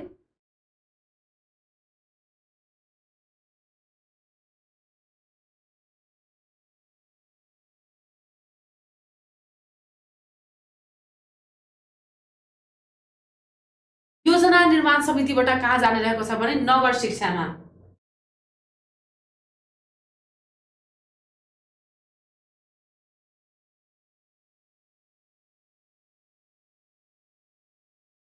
नगर वा गाउँ शिक्षामा चाहिँ जाने रहेको छ। यसरी प्रेस भएको योजनालाई चाहिँ गाउँ वा नगर शिक्षा समितिले चाहिँ अन्तिम रूप दिएर अन्तिम स्वीकृतिका लागि चाहिँ पालिकामा पठाउने गरेको छ। अन्तिम स्वीकृतिका लागि कहाँ जान्छ भन्दा चाहिँ पालिकामा पठाउने गरेको छ। त्यस्तै पालिकाबाट स्वीकृत योजना कार्यान्वयनका लागि चाहिँ आवश्यक स्रोत साधन सम्बन्धित गाउँपालिका वा नगरपालिकाले व्यवस्था गर्ने हो भने यस्तो गाउँ वा नगर शिक्षा योजनाको आवश्यक प्रति चाहिँ तयार गर्ने सम्बन्धित विद्यालय वाडा कार्यालय सम्बन्धित चाहिँ पालिकाबाट राख्नुपर्ने हुन्छ भनेर भनिएको छ। योजनाको स्वीकृति गर्दा चाहिँ योजना निर्माण समिति गाउँ वा नगरमा बनिसकेपछि योजनाको आवश्यकता पहिचान गरेर त्यसका विषयहरूलाई किटान गरेर त्यो चाहिँ कहाँ जान्छ भन्दा चाहिँ नगर गाउँ शिक्षामा जान्छ भने त्यसपछि चाहिँ अन्तिम स्वीकृतिका लागि चाहिँ पालिकामा गएर स्वीकृत गरिन्छ योजना चाहिँ।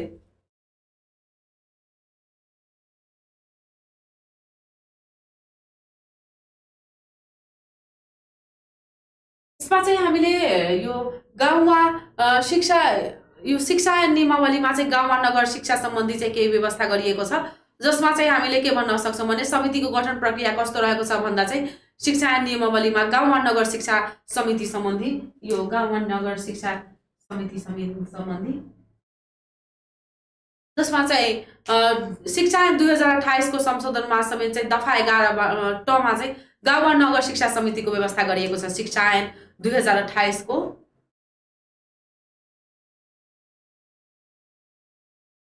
शिक्षा ऐन 2028 को चाहिँ दफा 11 टमा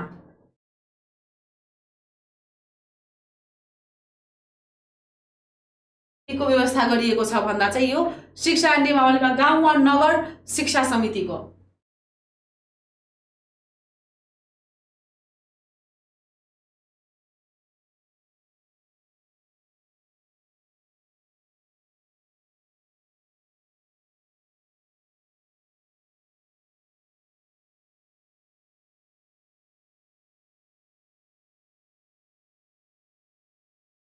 शिक्षा ऐन 2028 को दफा 11 टमा चाहिँ के को व्यवस्था गरिएको छ भन्दा गाउँ वा नगर शिक्षा समितिको व्यवस्था गरिएको छ, जसमा चाहिँ गाउँपालिकाको अध्यक्ष वा नगरपालिकाको प्रमुख वा सो काम गर्ने तोकिएको व्यक्ति चाहिँ अध्यक्ष हुनेछ भने पालिकाले तोकेको गाउँपालिका नगरपालिकाको सदस्यहरू मध्येबाट कम्तीमा 1 जना महिला सहित चाहिँ 2 जना सदस्य हुनेछन् भन्ने व्यवस्थाहरू गरिएको छ भने गाउँ वा नगर शिक्षा समितिको कार्य के रहेको छ त भन्दा गाउँ वा नगर समितिको शिक्षाको चाहिँ कार्यहरू के रहेका छन् भन्दा चाहिँ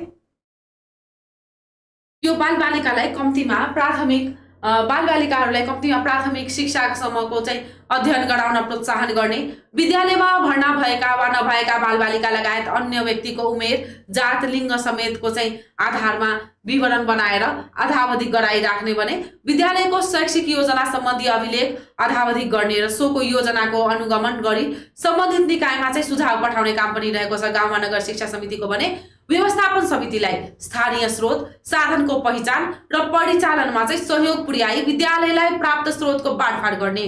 त्यस्तै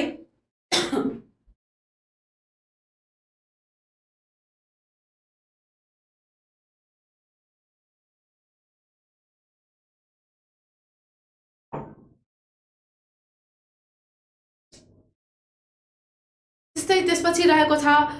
विद्यालयको शैक्षिक योजना सम्बन्धी अभिलेख अधावधिक गर्ने र सोक योजनाको अनुगमन गरेर सम्बन्धित निकायमा सुझाव पठाउने, व्यवस्थापन समितिलाई स्थानीय स्रोत, साधनको पहिचान र परिचालनमा चाहिँ सहयोग पुर्याएर विद्यालयलाई प्राप्त स्रोतको बाँडफाँड पनि गर्ने। त्यस्तै गरिबीको रेखामुनि रहेका परिवारको लागत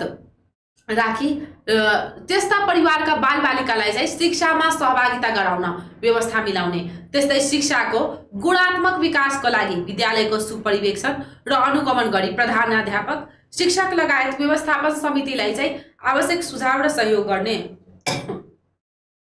त्यस्तै विद्यालयमा शैक्षिक गुणस्तर वृद्धि गर्न जनचेतनामूलक कार्यक्रम, तालिम, गोष्ठी, सेमिनार तथा कार्यशाला सञ्चालन गर्ने रहेको छ भने विद्यालयको भौतिक स्थितिको अध्ययन गरी रकम निकासको लागि चाहिँ सञ्चालक समितिमा अनुरोध गर्ने, विद्यालयमा स्वच्छ शैक्षिक वातावरण तयार गर्ने, गाउँ वा नगर शिक्षा योजना बनाएर परिषदबाट चाहिँ स्वीकृति गरी कार्यान्वयन गर्ने, सम्बन्धित गाउँ वा नगर क्षेत्रभित्रबाट चाहिँ शिक्षक जनशक्तिको अभिलेख राख्ने, शिक्षकको कार्यदक्षताको आधारमा चाहिँ पुरस्कारको व्यवस्था गर्ने। त्यस्तै विद्यालयको लागि चाहिँ आवश्यक साधन स्रोत जुटाउने र परिचालन गर्ने, विद्यालयको नक्साङ्कन समेतलाई चाहिँ विचार गरेर विद्यालय स्थापना गर्न सिफारिस गर्ने रहेको छ भने विद्यालय स्तरीय खेलकुद तथा अतिरिक्त शैक्षिक क्रियाकलापहरूको विकास तथा सञ्चालन गराउने र सोको पुरस्कारको पनि व्यवस्था गराउने काम कसको रहेको छ भन्दा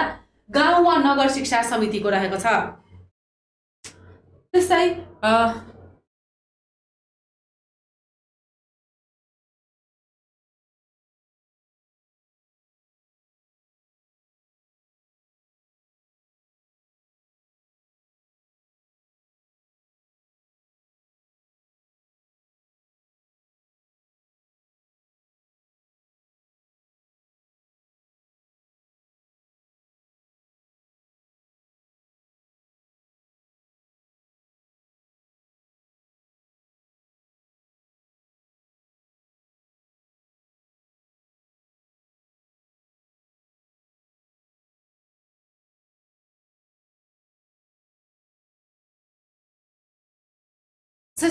त्यस्तै हाम्रो रहेको छ गाउँ वा नगर शिक्षा योजनाको ढाँचा वा नमुना कस्तो हुनेछ भनेर।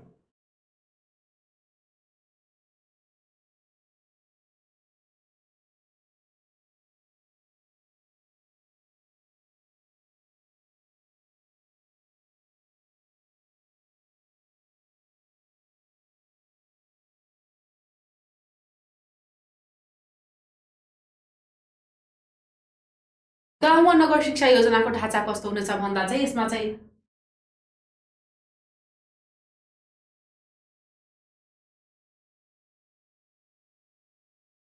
परिच्छेद 1 मा के हुनेछ भने परिचय,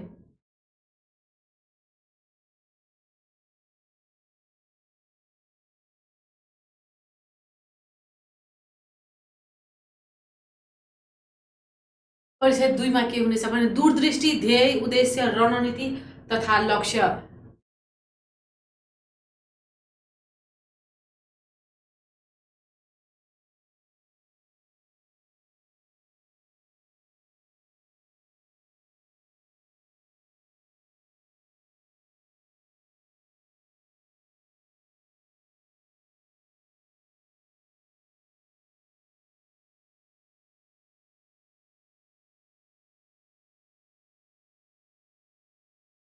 परिच्छेद 3 मा हुनेछ विद्यालय शिक्षाका मुख्य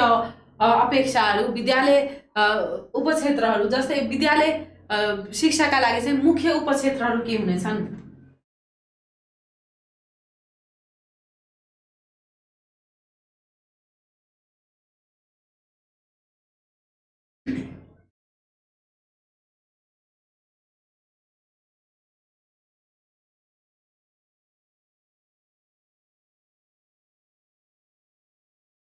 4 मा रहेको छ अन्तर सम्बन्धित विषय तथा क्षेत्रहरू।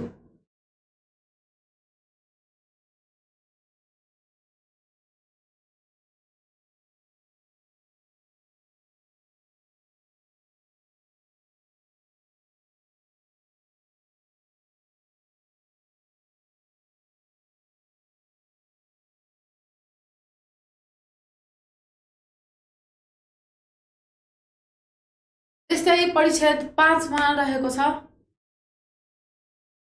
सुशासन तथा व्यवस्थापन।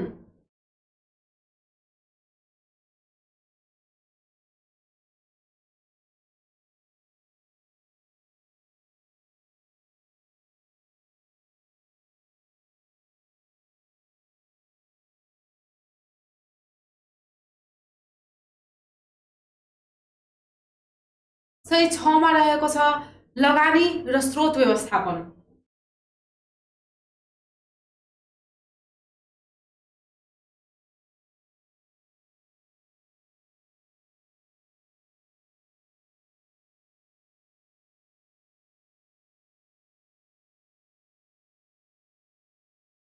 सही 7 मा रहेको छ योजनाको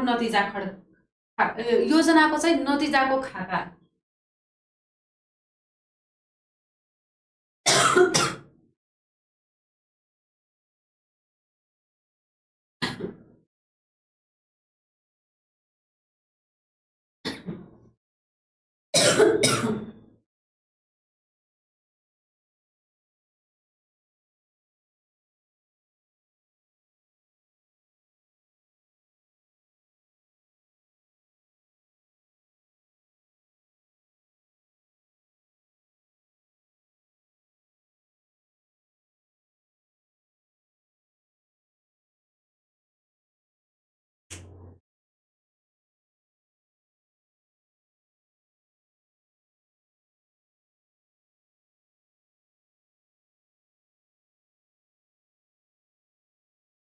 यसको परिच्छेद 1 मा के रहेको छ भन्दा पृष्ठभूमि गाउँ वा नगर शिक्षा योजनाको चाहिँ आवश्यकता, औचित्यता सहित संघीयता र स्थानीय तहको सन्दर्भ रहेको छ। पृष्ठभूमिमा भने नेपालको समग्र शैक्षिक अवस्थाको सापेक्षतामा स्थानीय तहको अवस्था पनि रहेको छ। परिच्छेद 1 को परिचयमा भने शैक्षिक सन्दर्भ शैक्षिक सन्दर्भ।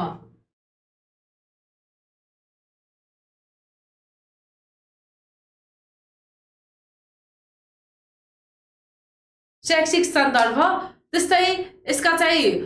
विगतका शिक्षा योजनाको समीक्षा र वर्तमान अवस्थाको विश्लेषण पनि रहेको छ भने पालिकाका विद्यालय शिक्षा क्षेत्रका चाहिँ मुख्य चुनौतीहरू पनि हुने रहेका छन्। विद्यालय क्षेत्रका मुख्य चुनौतीहरू पालिकाका, त्यस्तै विद्यालय शिक्षा क्षेत्रका चाहिँ अवसरहरू पनि योजना निर्माणको प्रक्रिया पनि हुने रहेको छ। केमा भने परिच्छेद 1 को परिचयमा। त्यस्तै परिच्छेद 2 मा रहेको छ दूरदृष्टि, ध्येय, उद्देश्य, रणनीति तथा लक्ष्य, जसमा चाहिँ परिचय हुनेछ। त्यस्तै दूरदृष्टि वा दीर्घकालीन सोच हुनेछ। यसमा चाहिँ दूरदृष्टि वा दीर्घकालीन सोच भिजन हुने रहेको छ भने ध्येय वा लक्ष्य मिसन,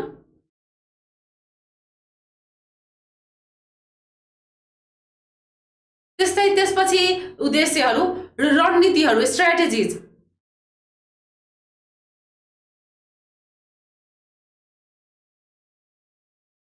सही त्यसपछि उद्देश्य रहेको छ। उद्देश्यहरू हुने रहेका छन् भने त्यसका अपेक्षित मुख्य उद्देश्यहरू, मुख्य कार्य सम्पादन सूचक तथा परिमाणात्मक लक्ष्य पनि हुने रहेको छ। केमा भने दूरदृष्टि, ध्येय, उद्देश्य, रणनीति तथा लक्ष्य। परिच्छेद 2 मा भने परिच्छेद 3 मा चाहिँ विद्यालय शिक्षाका मुख्य उपक्षेत्रहरूमा के हुने रहेका छन् भने फेरि पनि परिचय हुनेछ मुख्य उपक्षेत्रहरूको भने त्यसको बालबालिका र शिक्षाको विषय रहेको, बाल विकास र शिक्षाको विषय हुनेछ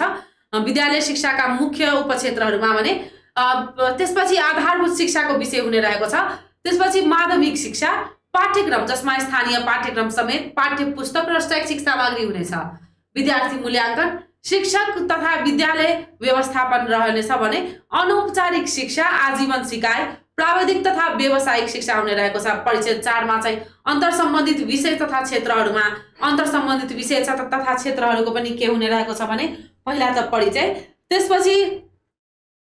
शैक्षिक समता र समावेशीकरण हुने रहेको छ भने त्यसपछि तेस्रो चाहिँ दिवा खाजा सहितको स्वास्थ्य तथा पोषण कार्यक्रम, त्यस्तै चौथोमा चाहिँ छात्रवृत्ति व्यवस्थापन, त्यसपछि यो अन्तर सम्बन्धित विषय तथा क्षेत्रहरूमा चाहिँ छात्रवृत्ति व्यवस्थापन अन्तर सम्बन्धित विषय तथा क्षेत्रहरू अन्तर्गत पर्ने विषय हुन्। त्यस्तै आपतकालीन तथा सङ्कटपूर्ण अवस्थामा शिक्षा, त्यस्तै विद्यालय भौतिक पूर्वाधारको विकास, विद्यालय सूचना र प्रविधि सह तथा अतिरिक्त क्रियाकलापहरू पनि हुने रहेका छन्। परिच्छेद 4 मा अन्तर सम्बन्धित विषय तथा क्षेत्रहरूमा भने परिच्छेद 5 मा सुशासन तथा व्यवस्थापनका विषयहरू, सुशासन तथा व्यवस्थापनमा पनि सुशासन तथा व्यवस्थापनका परिचय, संस्थागत संरचना र क्षमता विकास, शिक्षा क्षेत्रको योजना कार्यान्वयनको प्रबन्ध, अनुगमन तथा मूल्याङ्कन जस्ता विषयवस्तुहरू हुनेछन्। परिच्छेद 5 मा भने परिच्छेद 6 मा लगानी र स्रोत व्यवस्थापन, जसमा लगानी र स्रोत व्यवस्थापनको परिचय हुनेछ, वर्तमान अवस्था हुनेछ, उद्देश्यहरू हुनेछ, रणनीतिहरू, स्रोतको अनुगमन र विश्लेषण हुनेछ। त्यस्तै प्रस्तावित कार्यक्रम तथा बजेट अनुगमन हुनेछ, अनुमान हुनेछ भने स्रोतको अनुमान र विश्लेषण हुने रहेको छ भन्ने विषयवस्तुहरू रहेको छ परिच्छेद 6 मा लगानी र स्रोत व्यवस्थापनमा। त्यस्तै परिच्छेद 7 मा योजनाको नतिजा खाका हुने रहेको छ, जसमा योजनाको नतिजा खाकामा पनि योजनाको नतिजा खाकाको परिचय, योजनाको समग्र नतिजा खाका, प्रमुख कार्य सम्पादन सूचकहरू, कार्यक्रम नतिजा खाका, programme result framework PRF, KPI, key performance indicators.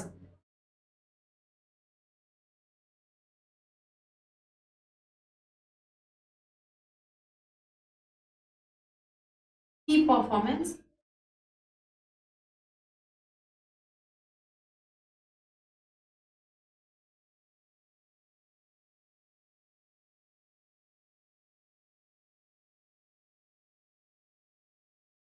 Programme result framework.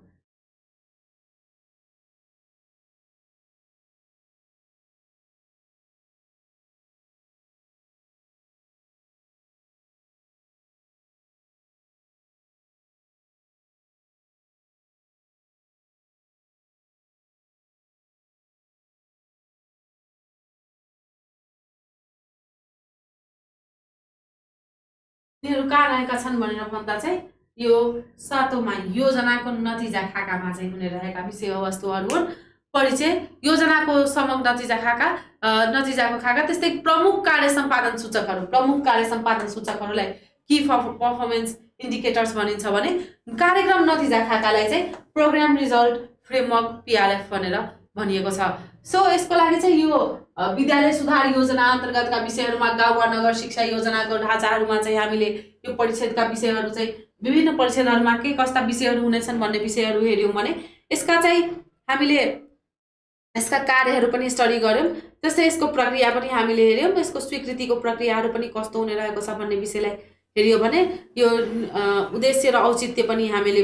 बुझ्यौं। यसका लागि गाउँ नगर शिक्षा योजनाको लागि चाहिँ भने हामीले यो त्यसभन्दा पहिला भएको विद्यालय शिक्षा सुधार योजना अन्तर्गतका विषयवस्तुहरूलाई पनि हामीले ढाँचामा चाहिँ हेर्यौं। यसमा भएका विभिन्न पक्षहरू के रहेका छन्, यसका ढाँचामा के हुने रहेको छ भन्ने विषयलाई हेरियो भने यसका सुधारका चरणहरू, विद्यालय सुधार योजना निर्माणका चाहिँ चरणहरू पनि हामीले डिटेलमा पढ्यौं। त्यसपछि हामीले विद्यालय सुधार योजनाका मा समेट्नुपर्ने पक्षहरूको विषयहरूको बारेमा पनि रिड गर्यौं। विद्यालय सुधार योजनाका चाहिँ उद्देश्यहरू पनि के हुने रहेको छ भन्ने विषयलाई हामीले गर्यौं। हामीले विद्यालय सुधार योजनाको प्रयोगको अभ्यास चाहिँ कस्तो रहेको छ, विकासक्रम कस्तो रहेको छ भन्ने विषयलाई पनि हेरियो। त्यसपछि हामीले यो योजनाको मूल्याङ्कन भन्ने विषयमा चाहिँ डिटेलमा पढ्यौं। त्यसपछि हाम्रो यसमा चाहिँ केही शैक्षिक योजनाको तर्जुमा गर्दा चाहिँ कस्ता कुराहरुमा शैक्षिक योजनाको कार्यान्वयन, कुनै पनि योजनालाई, चाहे त्यो शिक्षा योजना होस् चाहे त्यो विद्यालय सुधार योजना होस्, यस्ता योजनाहरूलाई चाहिँ तर्जुमा गर्दा चाहिँ कस्तो कुराहरुमा ध्यान दिनुपर्छ भन्ने कुरामा चाहिँ हामीले हेर्नुपर्ने हुन्छ। जसमा चाहिँ शैक्षिक योजना निर्माण गर्दा चाहिँ उपलब्ध साधनलाई र स्रोतलाई चाहिँ विशेष ध्यान दिनुपर्छ। स्थानीय साधन स्रोत सहितको चाहिँ दिगो विकासमा जोड दिनुपर्छ भने शिक्षा योजनामा उपलब्ध साधन स्रोतको उच्चतम प्रतिफल प्राप्त हुने गरेर योजनाको विकास र कार्यान्वयन गर्नुपर्छ। त्यस्तै शिक्षा उपभोग र लगानी दुवै भएकोले चाहिँ शिक्षाको योजना बनाउँदा गुणस्तरीय जीवनका लागि उपभोग र लगानी दुवैतर्फ चाहिँ दृष्टि पुर्याउनु पर्दछ भने न कि एउटा पक्ष मात्र ध्यान दिनु चाहिँ हुँदैन। शिक्षाको उपभोग र लगानी दुवैमा चाहिँ ध्यान दिनुपर्छ। शिक्षा योजनामा चाहिँ निर्माणमा गरिबी हटाउन र जीवनस्तर उठाउने कुराहरू विशेष ध्यान पुर्याउनु पर्छ भने शिक्षाले चाहिँ देश र समाजको चाहना र आवश्यकता, त्यसका लागि आवश्यक पर्ने जनशक्ति उत्पादन र लगानीको प्रतिफलको विश्लेषण गरेर शैक्षिक योजना तयार गर्नुपर्छ। शैक्षिक योजना तयार गर्दा चाहिँ साधन र स्रोतहरूको दोहोरो खर्च र प्रयोग नहुने गरी समन्वय र एकीकृत प्रयास गर्नुपर्छ। कस्तो नहुने गरी? शैक्षिक योजना तयार गर्दा चाहिँ साधन र स्रोतको चाहिँ दोहोरो खर्च र प्रयोग चाहिँ नहुनु हुँदैन। साधन र स्रोतको दोहोरो खर्च र प्रयोग, साधन र स्रोतको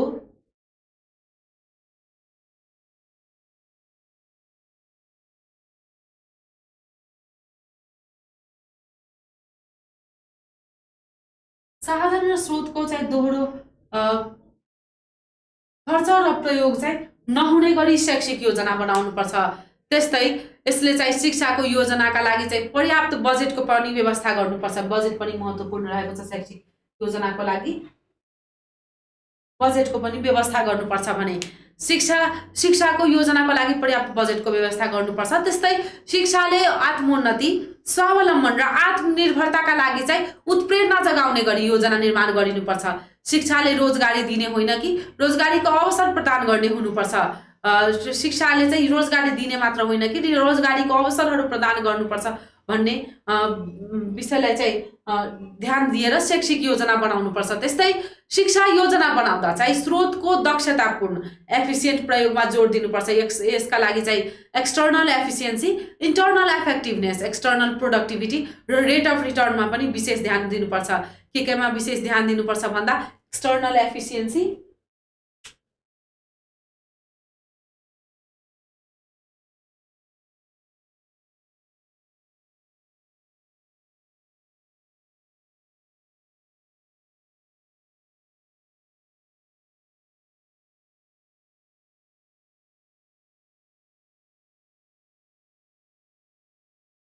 एक्सटर्नल एफिसिएन्सी,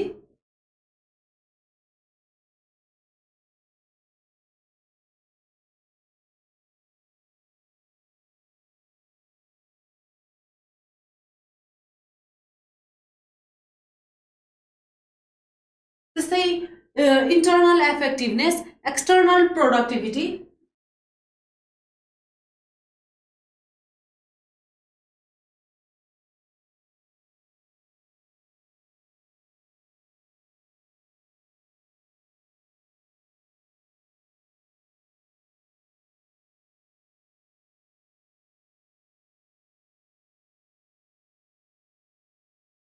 शैक्षिक योजना बनाउँदा चाहिँ कस्तो विषयहरूमा पनि ध्यान पुर्याउनु पर्छ भन्दा चाहिँ यसले चाहिँ एक्सटर्नल एफिसिएन्सी, त्यस्तै इन्टर्नल इफेक्टिभनेस, एक्सटर्नल प्रोडक्टिभिटी र रेट अफ रिटर्न जस्ता विषयहरूमा ध्यान पुर्याउनु पर्छ। के गर्दा चाहिँ शैक्षिक योजना बनाउँदा। त्यस्तै हामीले यसका 7वटा चरणहरू पढेका थियौँ। 7वटा चरणहरूमा हामीले चाहिँ पहिलो चरण चाहिँ शैक्षिक योजना बनाउनको लागि, कार्यान्वयनका लागि कस्तो चरणहरू हुनेछ भनेर भन्दा चाहिँ पहिलो चरणमा हामीले शैक्षिक योजना निर्माण सम्बन्धीको समस्याको परिभाषा गर्नु रहेको थियो, जसमा चाहिँ शैक्षिक समस्याहरूको विस्तृतीकरण, हालसम्म के भएको छ को अध्ययन, अब के गर्नुपर्छ को अध्ययन पनि रहेको र स्रोत र बाधाहरू पनि रहेको, शैक्षिक योजना तर्जुमाको क्षेत्र तथा प्राथमिकताको निर्धारण पनि रहेको थियो भने दोस्रो चरणमा चाहिँ योजनाको निर्माणका समस्याका क्षेत्रहरूको विश्लेषण रहेको थियो, जस अन्तर्गत क्षेत्र तथा उपक्षेत्र प्रणालीको अध्ययन, तथ्याङ्कको सङ्कलन, तथ्याङ्कको तालिकीकरण, पूर्वानुमान जस्ता विषयहरू रहेको थियो भने तेस्रो चरणमा चाहिँ योजनाको अवधारणा तथा ढाँचा निर्धारण, विद्यमान प्रवृत्तिको पहिचान, लक्ष्य तथा उद्देश्यको निर्धारण, योजनाको खाका तयार गर्ने, चौथो चरणमा चाहिँ योजनाहरूको मूल्याङ्कन जसमा अनुकरण गरेर योजना निर्माण, योजनाहरूको बजेट, योजनाहरूको मूल्याङ्कन, पाँचौं चरणमा चाहिँ योजनाको विशिष्टीकरण जसमा समस्या निर्माण प्रतिफलको प्रतिवेदन रहेको थियो भने छैठौं चरणमा चाहिँ योजनाको कार्यान्वयन, कार्यक्रमको तयारी, योजनाको स्वीकृति तथा कानुनी मान्यता, कार्यान्वयनको गर्ने निकाय संस्थाको गठन भन्ने विषयहरू रहेको थियो। त्यस्तै 7औं चरणमा चाहिँ योजनाको पृष्ठपोषण, योजनाको अनुगमन, योजनाको मूल्याङ्कन, समायोजन, वैकल्पिक वा योजना केका लागि तयार गर्ने भन्ने विषयहरू, कसद्वारा तयार हुने भन्ने विषयहरू रहेको थियो योजना निर्माणका चरणहरूमा चाहिँ। जस्तै शैक्षिक योजनाका केही तत्त्वहरू रहेका थिए जसलाई चाहिँ हामीले सिम्पली खाली बुझ्नुपर्ने रहेको छ। शैक्षिक योजनाका तत्त्वहरूमा चाहिँ औचित्यता रहेको छ, रेसनल, शिक्षा योजना किन चाहियो भन्ने, त्यस्तै उद्देश्य, अब्जेक्टिभ, शिक्षा किन दिने भन्ने पनि हुने रहेको छ तत्त्व। एउटा एलिमेन्ट भने परिवेश, सन्दर्भ विश्लेषण, कन्टेक्स्ट एनालाइसिस, सामाजिक संरचना, भौगोलिक अवस्था, जनसङ्ख्या, प्राकृतिक विविधताका आधारमा चाहिँ शिक्षाको स्वरूप कसरी निर्धारण गर्ने तथा सामाजिक न्याय, सोशल इक्विटी, विविधताका आधारमा र सामाजिक लाभ, सोशल पे अफ सिद्धान्तको आधारमा चाहिँ प्रतिस्पर्धा अनुरूप चाहिँ सबैलाई कसरी शिक्षाको समान पहुँच योग्य बनाउने भन्ने रहेको छ भने विद्या, डिसिप्लिन, करिकुलम पनि कस्तो रहेको छ भने कस्तो शिक्षा दिने भन्ने विषय पनि के रहेको छ भने शैक्षिक योजनाको चाहिँ एउटा एलिमेन्ट रहेको छ। त्यस्तै लक्ष्यग्राही, बेनिफिसियरिज, कसलाई शिक्षा दिने भन्ने विषय पनि के रहेको छ भने एउटा एलिमेन्ट रहेको छ शैक्षिक योजनाको भने समय, कति समयको शिक्षा दिने, शैक्षिक शासकीय स्वरूप, गभर्नेन्स एन्ड स्ट्रक्चर कस्तो हुने, शैक्षिक प्रशासन, व्यवस्थापन र संरचना कस्तो हुने भन्ने विषयमा विषय तत्त्व हुने रहेको छ भने प्रक्रिया र रणनीति, प्रोसेस एन्ड स्ट्राटेजी, शैक्षिक प्रक्रिया र रणनीति कस्तो हुने, त्यस्तै साधन र स्रोत, रिसोर्सेस, शिक्षाको खर्च कसले र कसरी गर्ने जुटाउने भन्ने रहेको छ, अनुगमन, मूल्याङ्कन, मोनिटरिङ एन्ड इभ्यालुएसन, शिक्षा योजनाको कार्यान्वयन र त्यसको प्रभाव कसरी अध्ययन गर्ने भन्ने रहेको छ। त्यस्तै जोखिम तथा बाधा, रिस्क एन्ड एजम्पसन्स पनि एउटा तत्त्व रहेको छ। योजनाको कार्यान्वयनका लागि चाहिँ कस्तो जोखिम र तिनको अनुमान चाहिँ के कसरी गर्ने भन्ने विषयहरू के रहेको छ भने शैक्षिक योजनाको चाहिँ तत्त्वहरू रहेको छ। त्यस्तै यसका शैक्षिक योजनाका विभिन्न प्रकारहरू हुन सक्ने रहेका छन् जस अन्तर्गत चाहिँ सोचका आधारमा हेर्दा दीर्घकालीन, मध्यकालीन र अल्पकालीन भन्न सकिन्छ भने समय अवधिका आधारमा चाहिँ छोटो, मध्यम र लामो योजना भन्न सकिन्छ। त्यस्तै वर्षका आधारमा चाहिँ अर्धवार्षिक, वार्षिक, त्रिवर्षीय, पञ्चवर्षीय हुने रहेको छ भने कार्य प्रवृत्तिका आधारमा कार्यगत र रणनीतिगत योजना रहनेछ। त्यस्तै औपचारिकताका आधारमा हेर्दा चाहिँ औपचारिक र अनौपचारिक हुने रहेको छ भने शासकीय आधारमा केन्द्रीकृत र विकेन्द्रीकृत हुने रहेको छ। सहभागिताका आधारमा प्रजातान्त्रिक र हस्तक्षेपकारी वा सहभागितामूलक र निर्देशित सिद्धान्त हुने रहेको छ भने निर्माण तहका आधारमा चाहिँ राष्ट्रिय र अन्तर्राष्ट्रिय, बृहत, मध्यम र सूक्ष्म, राष्ट्रिय, क्षेत्रीय र स्थानीय रहेको छ। त्यस्तै आर्थिक तथा वित्तीय आधारमा चाहिँ वित्तीय योजना र भौतिक योजना रहेको छ भने शासकीय आधारमा चाहिँ केन्द्रीकृत र विकेन्द्रीकृत वा केन्द्रीय र स्थानीय योजना हुने रहेको छ। योजना शैक्षिक योजनाका विभिन्न प्रकारहरू रहेका छन्।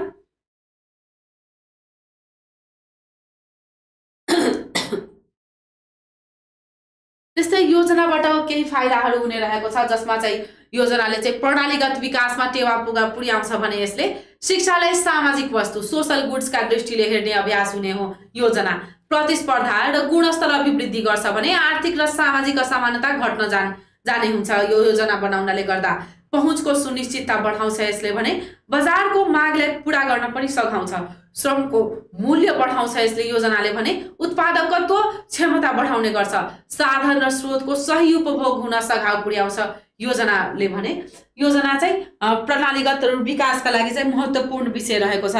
शैक्षिक योजना किन चाहियो हामीलाई भनेर भन्दा चाहिँ योजनाहरू चाहिँ किन चाहिन्छ भन्दा शिक्षालाई योजनाबद्ध रूपमा विकास गर्नका लागि चाहिन्छ। देशभित्र र देश बाहिरका बजारमा चाहिँ जनशक्तिको मागलाई विस्तार गर्नका लागि चाहिन्छ भने शिक्षालाई व्यावसायिकीकरण गर्नका लागि पनि चाहिन्छ। समाजका अपेक्षालाई शैक्षिक कार्यक्रमबाट सम्बोधन गर्न, समाजमा हुने परिवर्तनसँग चाहिँ मेल खाने शैक्षिक कार्यक्रम बनाउन, त्यस्तै शिक्षामा हुने लगानीको प्राथमिकीकरण क्षेत्र पहिचान गर्नका लागि चाहिने रहेको छ भने शिक्षामा हुने लगानीको प्राथमिकीकरण क्षेत्र पहिचान गर्दै quality of working life environment, productivity, skills and readiness for change नलेजमा देखिएका विकासमा चाहिँ समायोजन हुनका लागि चाहिन्छ भने कामको संसार, वर्ल्ड अफ वर्क अनुकूल दक्ष जनशक्तिको मागलाई चाहिँ सम्बोधन गर्न र गरिखाने शिक्षालाई चाहिँ उपलब्ध गराउनका लागि पनि के चाहिन्छ भने शिक्षाको योजना चाहिने रहेको छ। शैक्षिक योजना चाहिँ महत्त्वपूर्ण विषय रहेको छ। यसबाट आउने हाम्रो प्रश्नहरू चाहिँ कस्तो हुने रहेका छन् भने विषयवस्तु अवधारणागत विषयवस्तुमा आधारित हुने रहेको छ भने विद्यालय सुधार योजनाभित्र भएका केही डेटाहरू, केही फ्याक्टहरू, केही नम्बरहरू पनि हामीले यसमा चाहिँ यसबाट आउन सक्ने हुने रहेकोले गर्दा त्यो पनि हाम्रो लागि महत्त्वपूर्ण रहेको छ। त्यस्तै हामीले विभिन्न योजना गण्डकी प्रदेशको शिक्षा योजनामा के व्यवस्था रहेको छ भन्ने विषयवस्तु, त्यस्तै हाल आवधिक योजनाले चाहिँ शिक्षा सम्बन्धी के व्यवस्था गरेको छ भन्ने विषयवस्तुमा रहेका पृष्ठभूमि तथा त्यसमा रहेका विभिन्न डेटाहरू, जसमा लक्ष्य प्राप्तिका लागि विभिन्न समयहरू जुन तोकिएको छ, विभिन्न प्रतिशतहरू जुन तोकिएको छ, त्यो प्रतिशतहरू पनि हाम्रो लागि के रहेको छ भने मल्टिपल चोइस क्वेसनको लागि हाम्रो लागि महत्त्वपूर्ण रहेको छ। हुन त यो विषयवस्तुहरू चाहिँ जुन योजना सम्बन्धी हाम्रो विषयवस्तुहरू जुन करिकुलम यो सिलेबसले जुन राखेको छ प्राविधिक सहायकको, त्यसले चाहिँ फोकस गरेर चाहिँ एउटा ओभरअल के को अवधारणाको विकासको लागि रहेको छ, ओभरअल कन्सेप्चुअल फ्रेमवर्क एउटा दिनको लागि रहेको छ यो योजना सम्बन्धी विषयवस्तुहरू। भने पहिलो हाम्रो जुन आवधिक योजनामा भएको शिक्षा सम्बन्धीको व्यवस्था विषयवस्तु रहेको छ, त्यस विषयवस्तुले चाहिँ हामीले मल्टिपल चोइस क्वेसनको विभिन्न डेटाहरू र विभिन्न प्रतिशतहरू सम्झिनुपर्ने र लक्ष्य प्राप्तिका लागि कति प्रतिशत हुने रहेको छ, कहिले के गर्ने, कुन कति सालमा चाहिँ कसरी यो व्यवस्था गरियो, 2009 देखि 15 सम्ममा कति लक्ष्य राखियो, के लक्ष्य प्राप्त भयो, के लक्ष्य प्राप्त भएन भन्ने विषयहरूमा चाहिँ हाम्रो पहिलो पत्रको प्रश्नहरू आउन सक्ने हुने रहेकोमा चाहिँ त्यस विषयहरूलाई चाहिँ बढी फोकस गर्नुपर्ने रहेको देखिन्छ। सो हाम्रो आजको क्लासको लागि चाहिँ यो हामीले 4.1, 4.2 र 4.3 यो तीनवटै टपिक चाहिँ धेरै कनेक्टेड रहेको छ। योजनासँग विषयवस्तु र सम्बन्धित विषयवस्तु रहेको छ। पहिलोमा हामीले आवधिक योजनामा शिक्षा सम्बन्धीको व्यवस्था रहेको थियो भने दोस्रोमा चाहिँ गण्डकी प्रदेशको शिक्षा सम्बन्धीको व्यवस्था रहेको थियो, तेस्रोमा चाहिँ हामीले विद्यालय सुधार योजना सम्बन्धीका विषय हेर्यौँ। यसमा चाहिँ सबैमा योजना सम्बन्धी विषयवस्तु भएकोले यसलाई चाहिँ तीनवटालाई एकै ठाउँमा हामीले गरेर पढ्न सक्ने हुन्छौँ। सो यसलाई चाहिँ डिटेलमा जानको लागि चाहिँ विभिन्न योजनाहरूको धेरै डिटेलमा हामीले एकदमै सबै विषयवस्तुहरू, चुनौती, प्रब्लम्स, थ्रेटहरू सबै सम्झिनु पर्ने चाहिँ हुँदैन। यसलाई चाहिँ हामीले पढ्नुपर्ने मात्र हुन्छ, तर सम्झिनुपर्ने विषयवस्तुमा चाहिँ हाम्रो योजनाको विभिन्न उपलब्धि स्रोतहरू त्यसमा जुन किटान गरिएको छ, त्यसमा जुन नम्बरहरू मेन्सन भएको छ, त्यो नम्बरहरू चाहिँ हाम्रो लागि महत्त्वपूर्ण हुन सक्ने रहेको छ मल्टिपल चोइस क्वेसनको लागि। सो आजको क्लासको लागि चाहिँ यति नै। हामी फेरि पनि भोलि भेट्नेछौँ। भोलि वा मेबी नेक्स्ट क्लासमा चाहिँ हामी भेट्नेछौँ नेक्स्ट टपिक लिएर।